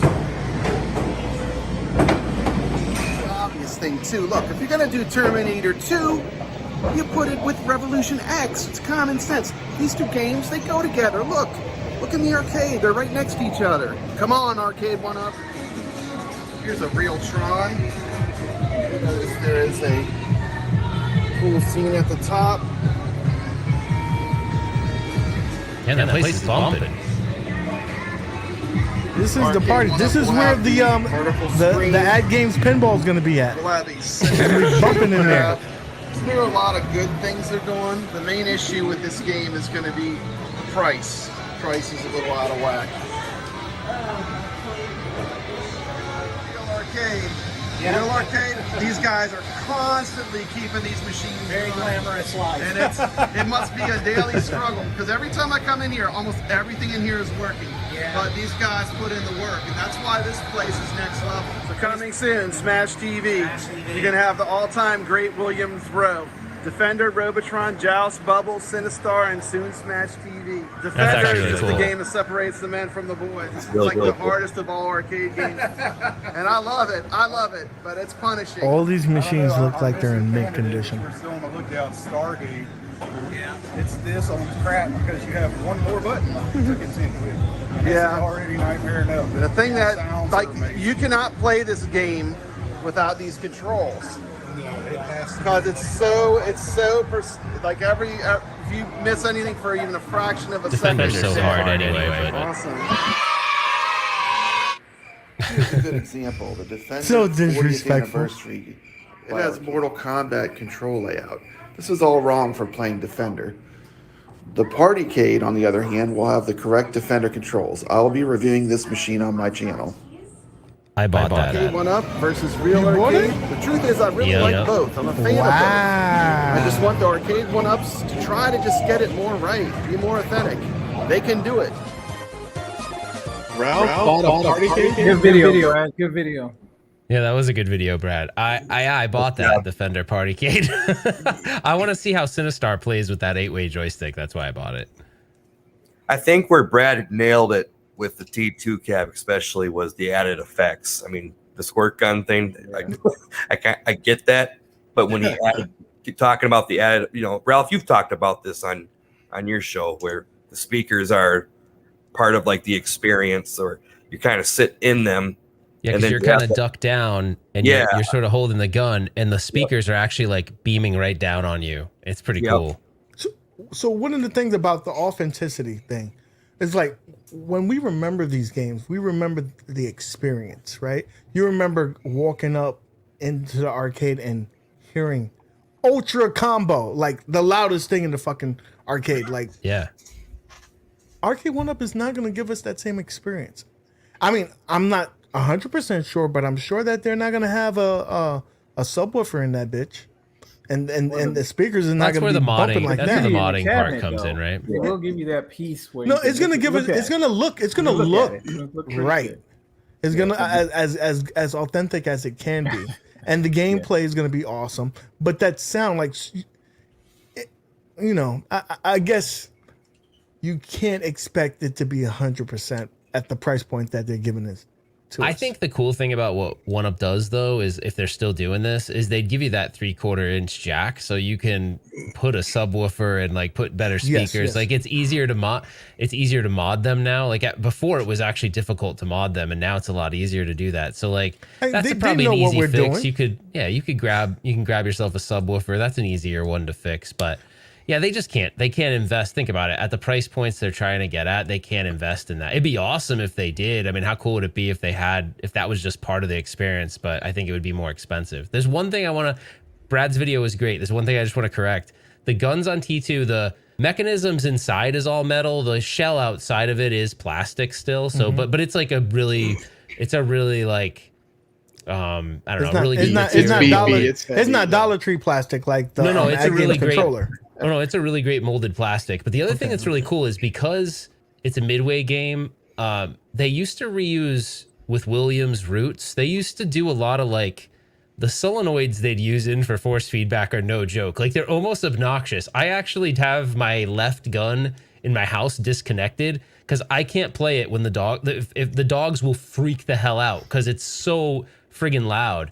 But it was it was supposed to be loud. It was in a big arcade. That whole system is an experience. The other thing that's interesting, and Kyle knows this because he has a what is it? What is your gun game? Confidential Mission. So a lot of the older gun games, the way that they would give that effect is the monitor's actually not in the back. The monitor's on the bottom facing up. Yep. And then there's a mirror. Yep. So those lighting effects you saw that Brad highlighted, those are etchings in the mirror. It's really cool. There's lights, there's light bulbs that go off that show those etchings in the mirror. And then it's a two-way mirror, so it's also displaying the image that looks like it's in the back. It's freaking crazy. Like the innovation they used to put into this stuff is cool. Yeah, you can't replicate some stuff like playing Asteroids on the 12-in-1 is not the same as playing a Vector Asteroids. Vector is I will agree to that. Vector's a whole different ball game. Yeah, how do you even explain that to somebody until you say, look, try it and see what this is like? Because it's a much different experience. Yeah, Vector's cool. I do think, though, not to like totally poo-poo on 1UP, I think they'll do... you guys all have probably played T2 in modern times on an LCD via MAME or something. I still think it's really fun that way. It's not going to be exactly the same, but it'll still be fun. My only thing I'm worried about with that is you are really close and it's a really small screen. I think with shooting games, like I feel like Maddads has said this before, like 19 should be like your minimum. I just think they got to get to a point where shooting games, they just roll with the 19 as the minimum. Listen, 1UP, I know you're listening. God damn it, it's time for a bigger screen. Graduate. Let's graduate. They do not want to hear the bigger screen. I've been screaming the bigger screen to John D forever. Someone's got to hear us. They don't want to do it. You got to go to Listen, Unico and get your screen. We have now. to. We have to, guys. Jesus That's the fucking outsourcing you're Christ. talking about, man. You know? Well, it's not just. I mean, when I sat down and I thought about this the other day, and I thought, what Arcade1up products, right? Like, I like the 3/4 scale 2-player stuff, but it's like, okay, the shooting games, the screen size isn't big enough. The 4-player games, you can't squeeze 4 players around there. I'm not interested in the cabaret or the whatever the table ones. I'm not interested in the giant joysticks. I'm not interested in the crap that hangs on the wall. How dare you? I'm not interested. And it's just like, I'm looking at all this stuff and I'm going like, you know what? 90% of the stuff that this company makes, I'm not interested in. I mean, so I don't know. Maybe I'm a shill for the 10% that's actually good. I don't know. I mean, you like that, you like that Kool-Aid that iArcade is giving you. That's okay. You know what? Actually, that's funny because I like 100% of iArcade's products. Because I buy 100% of the games. So I got a question for you guys. So you guys all had you had Arcade1ups. You had 3/4 scales, and you've kind of gotten rid of those. But is there a place where you could have both, or do they just don't go well next to each other? Like if you've got a couple of full size and a couple of like Arcade1ups, is that like a this big is perfect? This is perfect. Don't you guys both still have them? Don't you? I have a few, yeah. So like I moved my modded ones upstairs to my other living room. He hides there them from the other ones because they look silly. It's like no, they cannot. That's what I'm saying. It's like, do they look silly next to the full size ones? So this is a perfect segue. This is a perfect segue to one of the topics I wanted to talk about. So, AtGames said, "Listen, hold my beer. I'm gonna bring the ALP to bars and malls and wherever you can slap this bitch in, right? If I misread the documents, they're not doing anything to the actual machine. They're not gonna give it a bigger back glass. They're keeping the 32-inch playfield. The legs are not gonna be any taller. I think it would be a sore thumb if it's in an arcade or setting or anything like that. If you put that next to an actual machine, it will be dwarfed. Well, Canty says just put them on different walls. I mean, is that an option? You put your full size ones here. You got one wall over here, which is your Arcade1ups. Then they're not right next I think to it each other? depends on if you don't have, like, for me, I tried to intermix them at first. I have that one room downstairs in my house, and that's my arcade room. That's it. That's all I got really in my garage. But because they're so tightly packed, the bathroom. No, you got the bathroom. It does kind of look like a locker. You told me that you have the in your bathroom. You're gonna have the party cades. You told me that. No, I'm not doing that. I'm not doing that. No. But all seriousness, like when you put them next to each other, it like, yeah, they just don't look right. You could integrate them together, but they'd have to be like, you'd have to have areas, and if you'd have to have a big room to do that. But I think you could. Yeah, there's a guy Scott that's friends with Arcade Hollywood, who I did Chasing Nostalgia episode 1 with. He collects both. He has real pinballs, virtual pinballs, Arcade1ups, and real thing. But he has them separated. But he also has a huge basement that he can do that in. Yeah. But I think my concern for this is the audience. What's the target audience that you're going to these bars or what are you talking about for the AtGames pinball? Yeah, for the AtGames, right? Like, I don't see how that's weird to me. I don't know. Like, I don't know how often you guys go to those. I love my product, but I don't see that being a successful one inside like a barcade, because it's not commercial grade. It's just would have to have some kind of super simple interface, because that's what I said. That's first I was talking. Yeah, I was talking to Rexer's show, and he brought it up, and I'm like, I totally agree with what he said. He goes, when you go to a barcade and stuff, you're drinking, you're hanging out. You don't want to go up to the thing and like feel stupid that you don't know how to use it. And I feel like no one has ever, and I like the ALP to a point, but no one has ever gone up to that I've shown to him and been able to figure it out. They're like, I don't even know what's going on. So it's not intuitive by nature. So if you're going to put it in a commercial setting, that thing better be like big boxes, and I click on it I want to play this. Like it has to be that Thank easy. you. I feel like to him too. all of their products need like an attendant, right?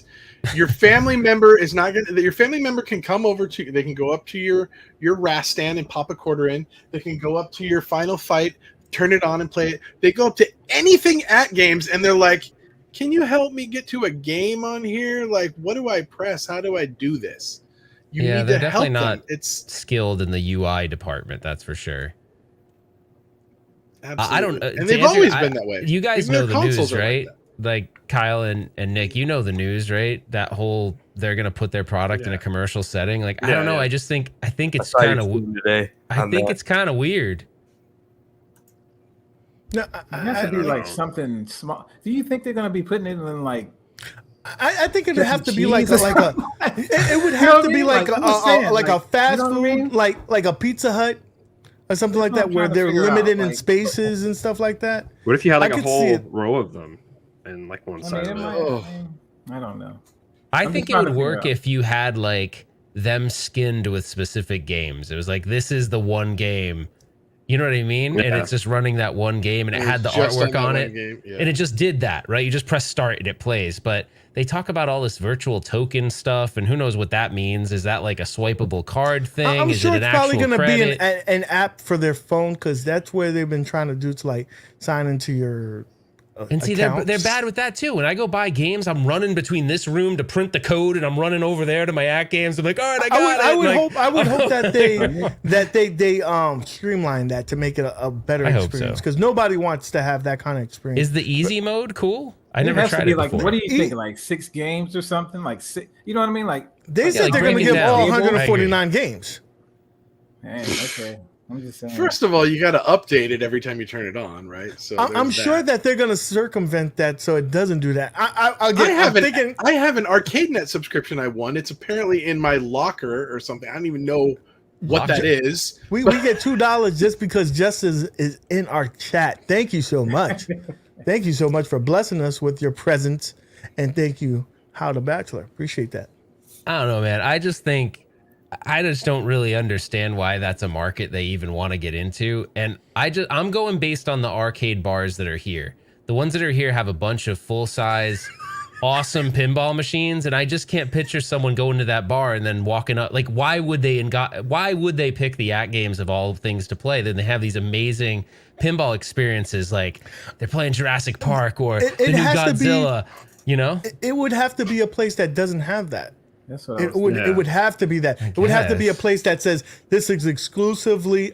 Hey, we'll have a bunch of AtGames pinballs there, 4 or 5 of them, and that's probably it's going to be the way because if you're standing next to a real pinball and then this is your other option, this is cool for your home that you don't have the ability to have all these pinball tables. But if you can play the real deal, you're going to play the real deal. like UAG. I'm going to throw out a scenario to you. You were at Southern Fried Gaming Expo. There was amazing stuff on the floor there.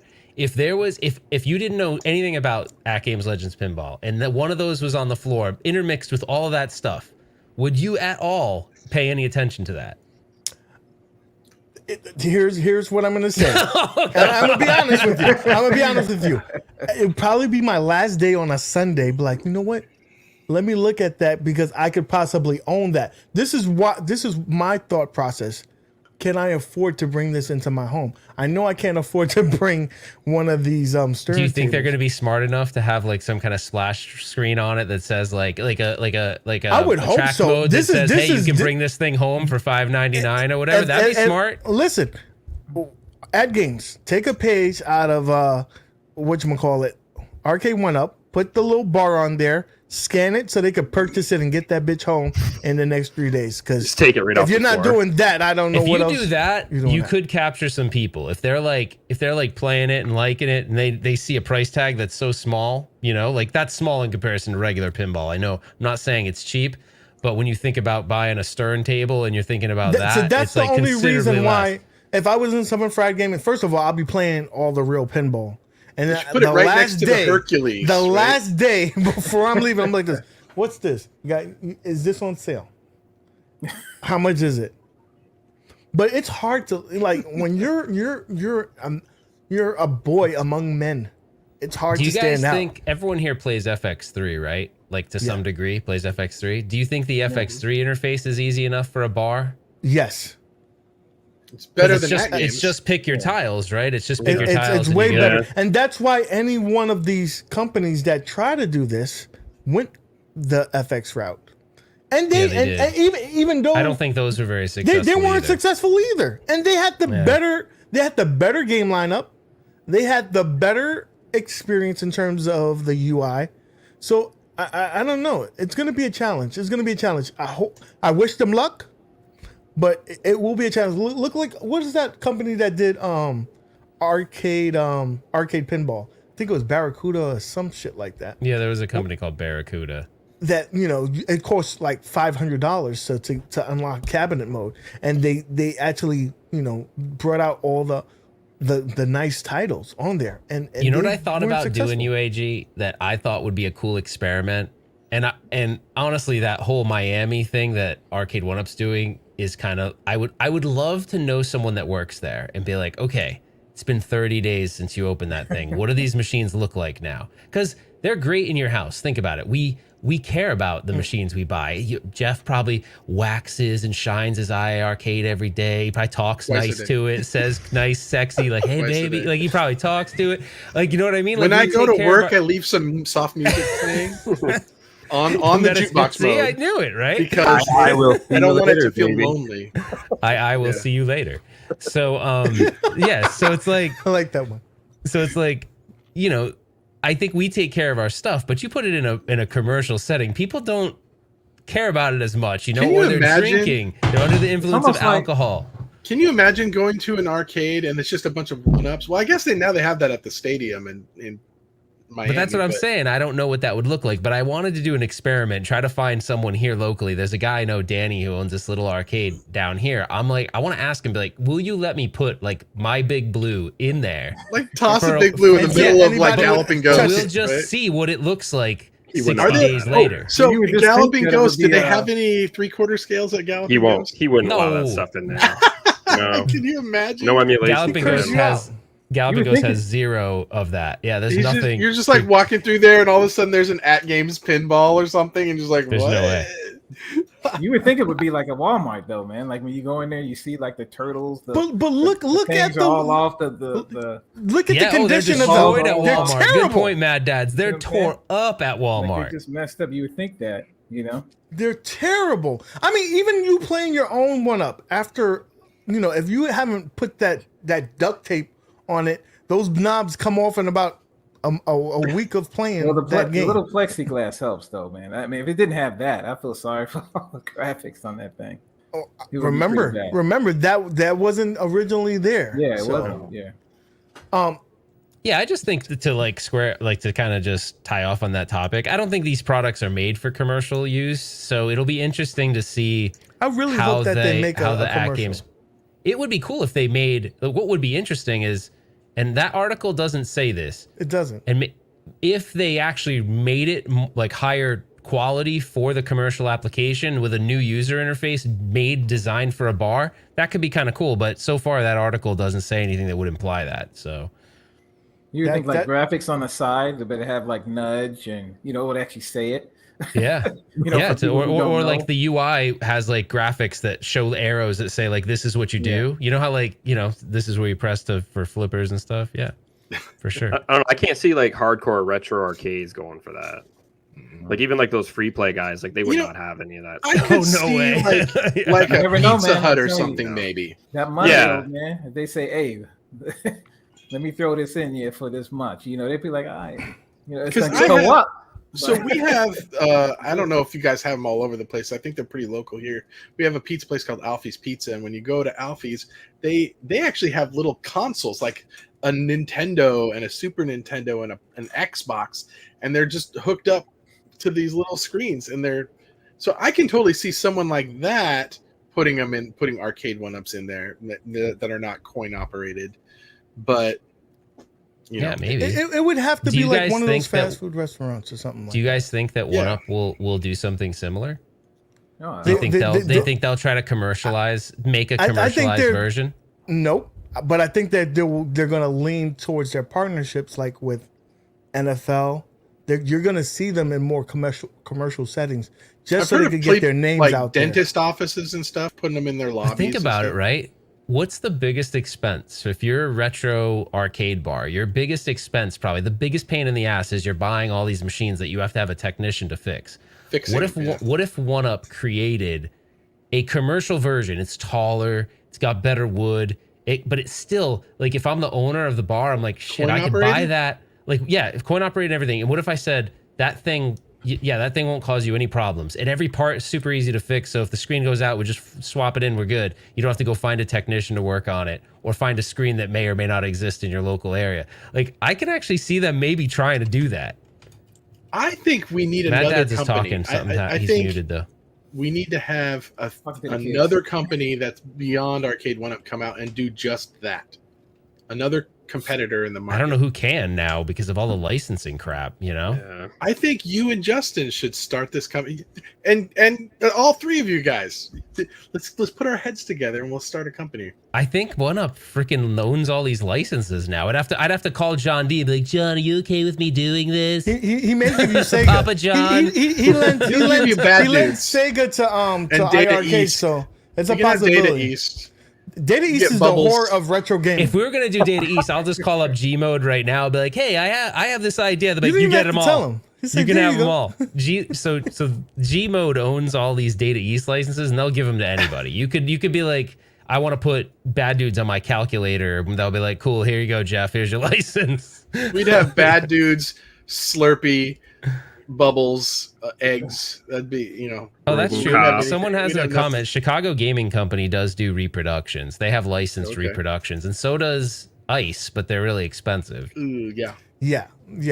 You pay for what you get, right? I'm The super quality's interested in this one that Ralph just found, that they put consoles in the arcades, like a Sega Genesis. It's pretty cool. Oh my Yeah. gosh! That was I'm sweet. like trying to figure out how to buy one of these. How do I get one Yeah, of they're these? kind of. The problem is, the biggest problem right now is he doesn't have the funding yet. So like, you can buy the prototypes, but they're like $2,500. But here's what he did: instead of doing a Kickstarter, he said, I'm gonna release these, and when I'm selling all the prototypes, that's my money. Like, that's gonna be my funding money instead of doing a Kickstarter. So he's almost sold through all those. And I think he's going to have a couple different versions. So he's trying to, he knows 2,500 is a lot of money, obviously. So but keep in mind, the cabinet quality is like that of a real arcade cabinet. It's pretty good. Like, And they have it's to cool. source all of these original Consoles, yeah. consoles and stuff. Yeah, and I don't know. I think he's looking at means where like you buy the console and it's just kind of like you bring your own console, and so he can bring the cost way down. So I'm not really sure how he's going to do it all, but we'll see. I'm going to keep up to date with him. He was a super You cool better. dude, and it's one of those projects, right? It's a passion project for this guy, and yeah, 2,500 seems like a crazy amount, but he's also one guy trying to make a product that doesn't exist, right? So it's pretty cool. So Chris is in the chat, and he says hello to Oh no, everybody. you guys are But gonna get me in Chris, trouble Chris, on the 60-day thing. 60 days that he's gonna work on this for you. I'm gonna keep him honest to get this up and running so we can get you that machine. So said 90 days. No, you said 60, I bro. heard 120. You said 60. Thanks, guys. That's why we have this live. We got this recorded and everything, baby. So real quick before I let you guys go. How much time do we have left? Because I need a bathroom break. Can I just step out? Go ahead. All Because right, I drop want to me off talk for a something minute. real quick. I want to talk about something real quick, and Get then me I out, want you to come back. So, there's a whatchamacallit, a little event going on right now. The AtGames Legends, bring your own legends. So they're making these products out, right? And I want to get your ideas, your thoughts of some of these projects that people put together. Since you guys are restoring, probably an expert in these things. So this is Canada Phil's build, right? I believe he made something like it looks kind of like a candy cane, but on the wall. So it goes vertical, it goes horizontal. It goes a little action right there. That's What a cool. screen. Yeah. Right? It looks pretty damn good. He's showing us how he's doing it. So that's really cool. That's cool. And that's how it looks right there. Okay. Oh, this is something else. I'm assuming they don't look the same. No, I think he put something else in there. I think he took it. I think he originally had the Yeah. top portion of the ALU. Okay, so that we have that one there. I want to show you the other one that we have here.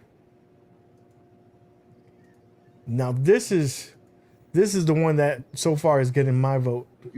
I'm gonna go from back here because there's so many photos. He made a cocktail cabinet that does everything. Hey, so this is the photos here. Damn. Yeah, that's nice. The dude put a freaking fireplace in the bitch. And so it has player 1, player 2, and then if you want to go horizontal, these are wired to the same controller, so you can play horizontal in the front of like a fighting game or whatnot. So he put in a lot of work on this. Question is about the budget, but a lot of the things he got in terms of donations, he says. So I think that's pretty badass. I'm not gonna go through all the photos because we we're crushed on time. And then this, you might know this guy. Good, Dreamcast Kyle, you know this. Yeah, guy. I saw this one already. Yeah. This is the maple syrup right over here. This is right there. He has WrestleFest playing on there. So it's the same idea, except he only has one set of controllers that it just slides down. So you would normally play it on one side or the other, and if you want to play a horizontal game, you just bring them to the front. Right? That's kind of cool. It does look like a dresser for you guys out there. It does look like it could be a dresser cabinet or whatnot. So we have that, and then the last one, Kongs R Us. He made himself a little driving cabinet using the Legends Connect board. So this is interesting. So guys, in the bottom right here, if you want to vote for who you think is the winner, go to that website there. The form will be in the description as well. Vote for it. Tomorrow they're going to announce the winners. So I just wanted to, I thought that would tie down together with what we've been talking about, respirations and everything like that. So guys, it's 7 hours later. Thank you so much for being on the show with us. Really appreciate it. Captain America, $550. How much you sold that cabinet for Nick? Well, first off, It's not the right cabinet. That's not the right what cabinet. the heck that is, but that's not a Data East. That's that looks like a Street Fighter, is it not? It looks like a Dynamo. yeah, it does. Don't you think, Ralph? Yeah. It does, yeah. And it almost looks like, I don't know. That's a weird cabinet. And the screen looks really small. Why does the screen what is that, look a 5-inch really small? screen in there? Go to the front. Yeah, it does. That's about a 5-inch super screen. Small. That's a good screen there. But look how bright and tight it is. I had originally before I put a CRT back in it. It was ridiculous. That's weird. And this is why it's $550. That's why we don't let Jeff pick anything out. I like Killer Arcade Games joke. It's a Data West cab. I like that. I like that. It's creative. So, guys, if you could tell us I don't one have thing. to find my own deals. I got people for that. They find me these deals. It's crazy.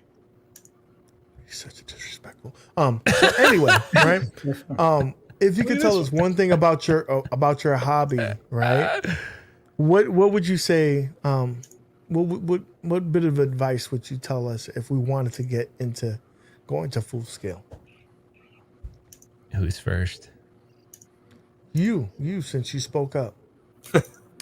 Well, I think if you go into it with the mindset that it's going to be a challenge, right? It's going to be new, but there's a big community of people, just like there is in the 1UP modding community. There's a whole other community for full-size arcades, and they will absolutely help you. But yeah, don't like go crazy and buy a bunch of them in the beginning. Like buy one, get comfortable with it, like understand all the components first. Like there's not that many parts to it really. Like you have the PCB, a power supply, transformer, monitor, marquee. Like you pretty much controls. Like that's pretty much it. And so once you feel comfortable with each part, you kind of have a basic understanding, then just know it's going to break at some point and you'll have to learn to fix it.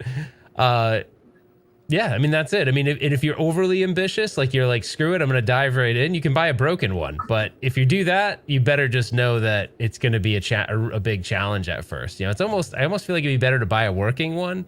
And then as problems occur, you learn as you go, you know what I mean? Or you can play with it and stuff. So anyways, I don't know. I think That's Mandy gives the best advice. Yeah, Mandy. Mandy says advice. Get your spouse into it too. That's a good thing. She's kind of kill. I think she's gonna be a contender. Like, what would be really cool is imagine if she gets so good at Donkey Kong, she's rivaling. I want her to smack Rexer show. I wanted to smack Rexer. Imagine if she does. Imagine she beats Rexer's ass at Donkey Kong. That'd be kind of cool. Is she like Donkey Kong? She's big into it. Where you been at? I forget that. See, so he just got the TikTok, but other social media platforms he has never touched. He doesn't know what Twitter is. He doesn't know about Instagram. He asks me about this all the time, and you know, I know. I'm like, slowly where did you getting hear? him on there. He's like, Twitter. I'm like, I don't Twitter. So sad. So Dreamcast Kyle, tell us, give us your advice. So I think like what Ralph said is like they're gonna break. Like my first cabinet already had a bummed light gun that I have to address still, and plus they're heavy. They take up a lot of space. You know, take your time, do your research. The hunting is fun, but I think once you have one up and running, it's definitely worth it. It's unmatched, in my opinion. What would be my issue is that I would say, oh, I want that Mortal Kombat, not realizing that it probably can't fit through the door that it has to go through. So. Yeah, measure. Make sure you measure everything. Twice, That's actually 3 a really times. good point. Measure everything. Every doorway you're going to think of taking that thing through. Measure first before you buy it. It might just stay stuck in your garage. I almost bought a crazy taxi. Then I'm like, wait a second. I better get the dimensions for this thing.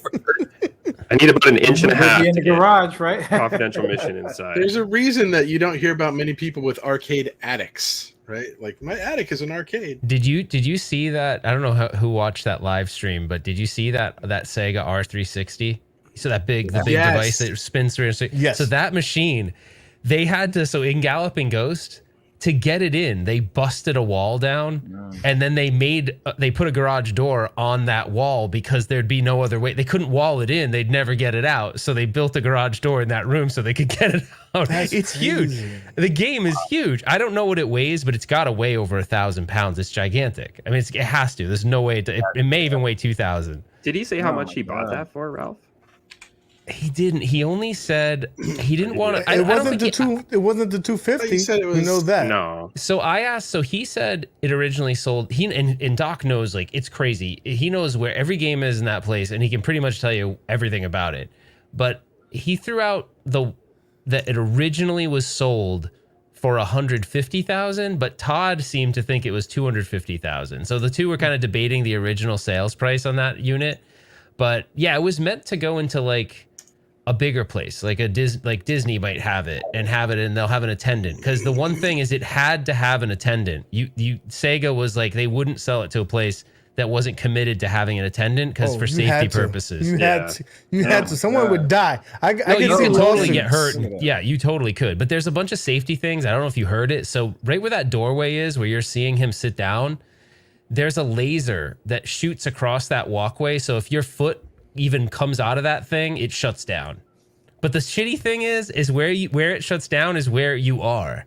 So when I hit the stop button, I was upside down. So I was hanging upside down. So when that happened, did Doc like press like a home button to like send it back to home? So Doc had to go back. Yeah, exactly. Doc had to go back to that the piece you don't see. The thing with that light on it, that red light, that's the attendant area. And there's a way it's like return to home button, and it levels itself back out. Yeah. Because it uses gyroscopes and stuff. It's crazy. Now, this is like wild, man. Back in the back room or something, right? This isn't not gyroscopes, servo motors. Servos, yeah. This is in a private area. I don't know how often he lets people play this. I don't think it's like a general public thing. It's like by invite kind of thing. And luckily, you had to. No, I didn't have any caviar. No, I didn't have any pull here. Yes, This was all. yes. No, hello, I'd love to just drive your R360. No, this was all Arcade Hollywood's doing. He set this all up. He's good friends with Todd. Todd's good friends with Doc, and he set it all up. So it was unbelievable. I mean,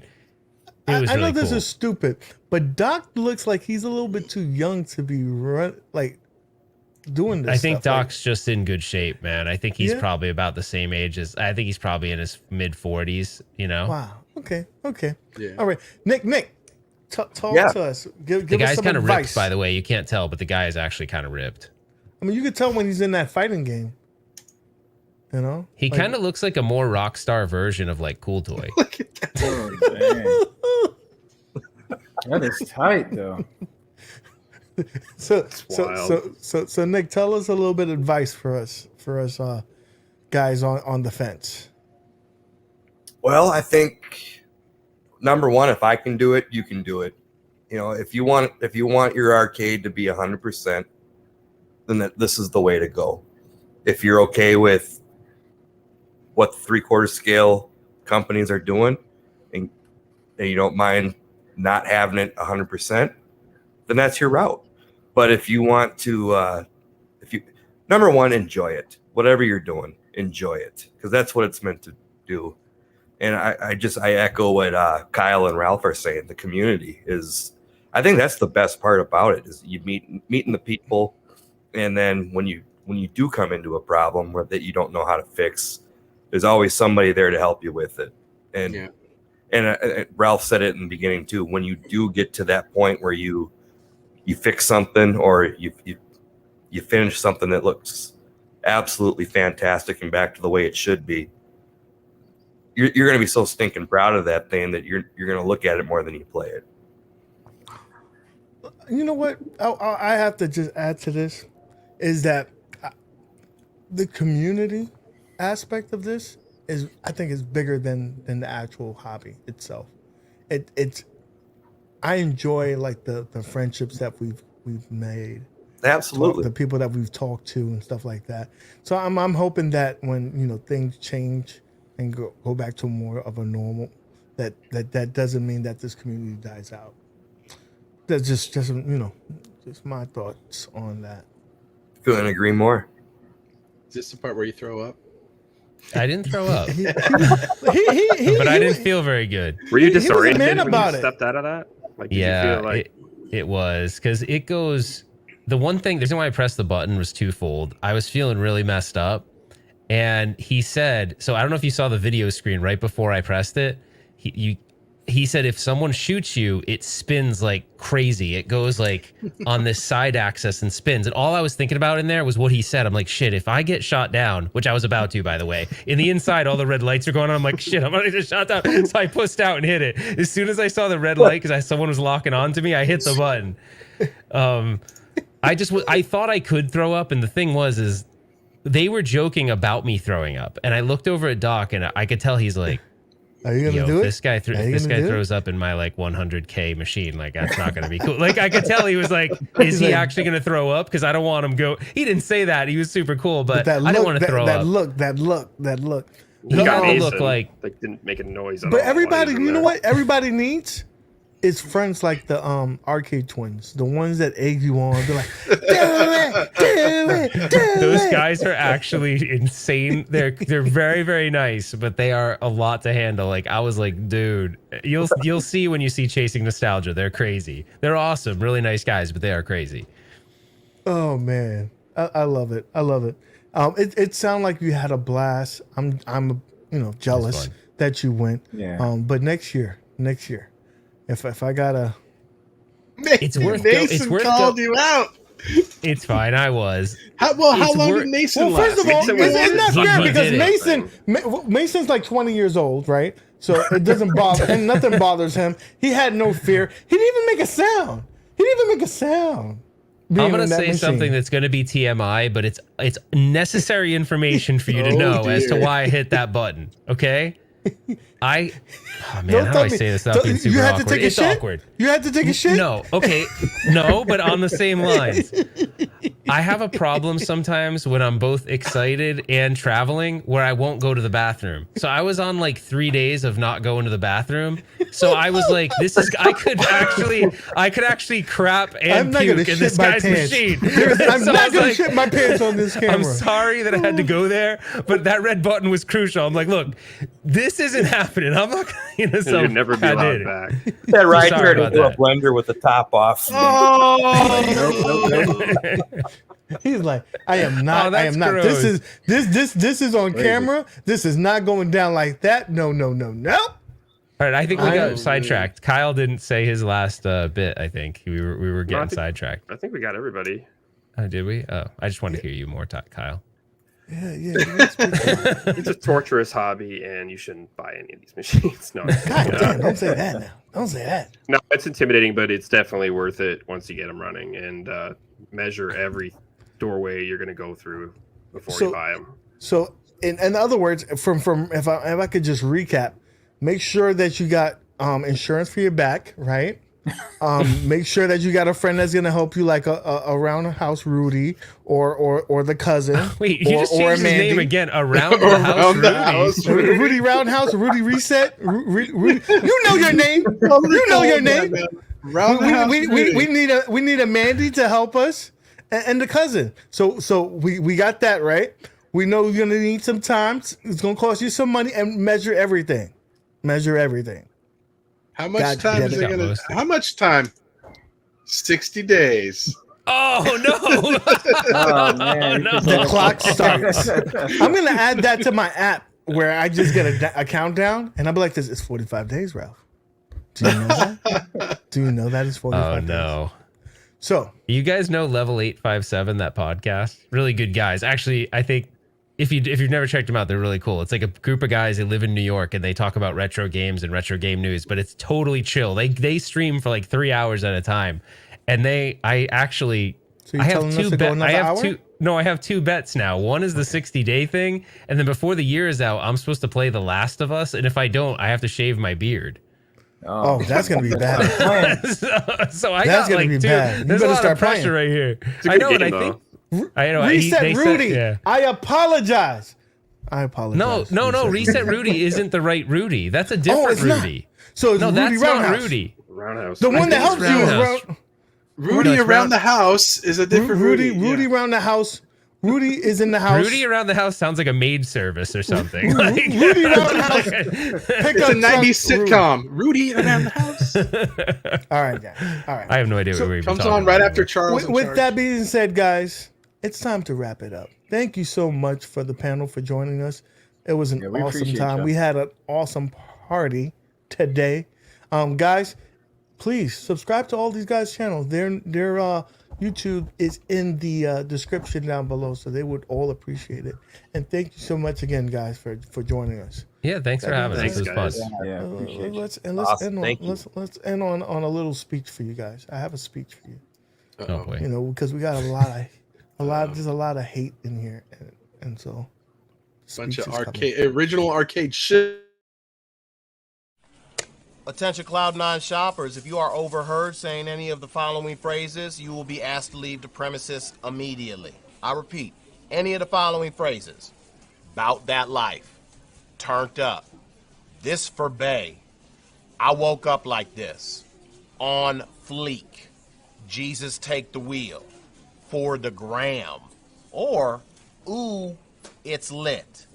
All of these phrases will result in you being removed from the store. These phrases are considered hate speech because I hate those words. And no, I do not care if you learn them from your niece.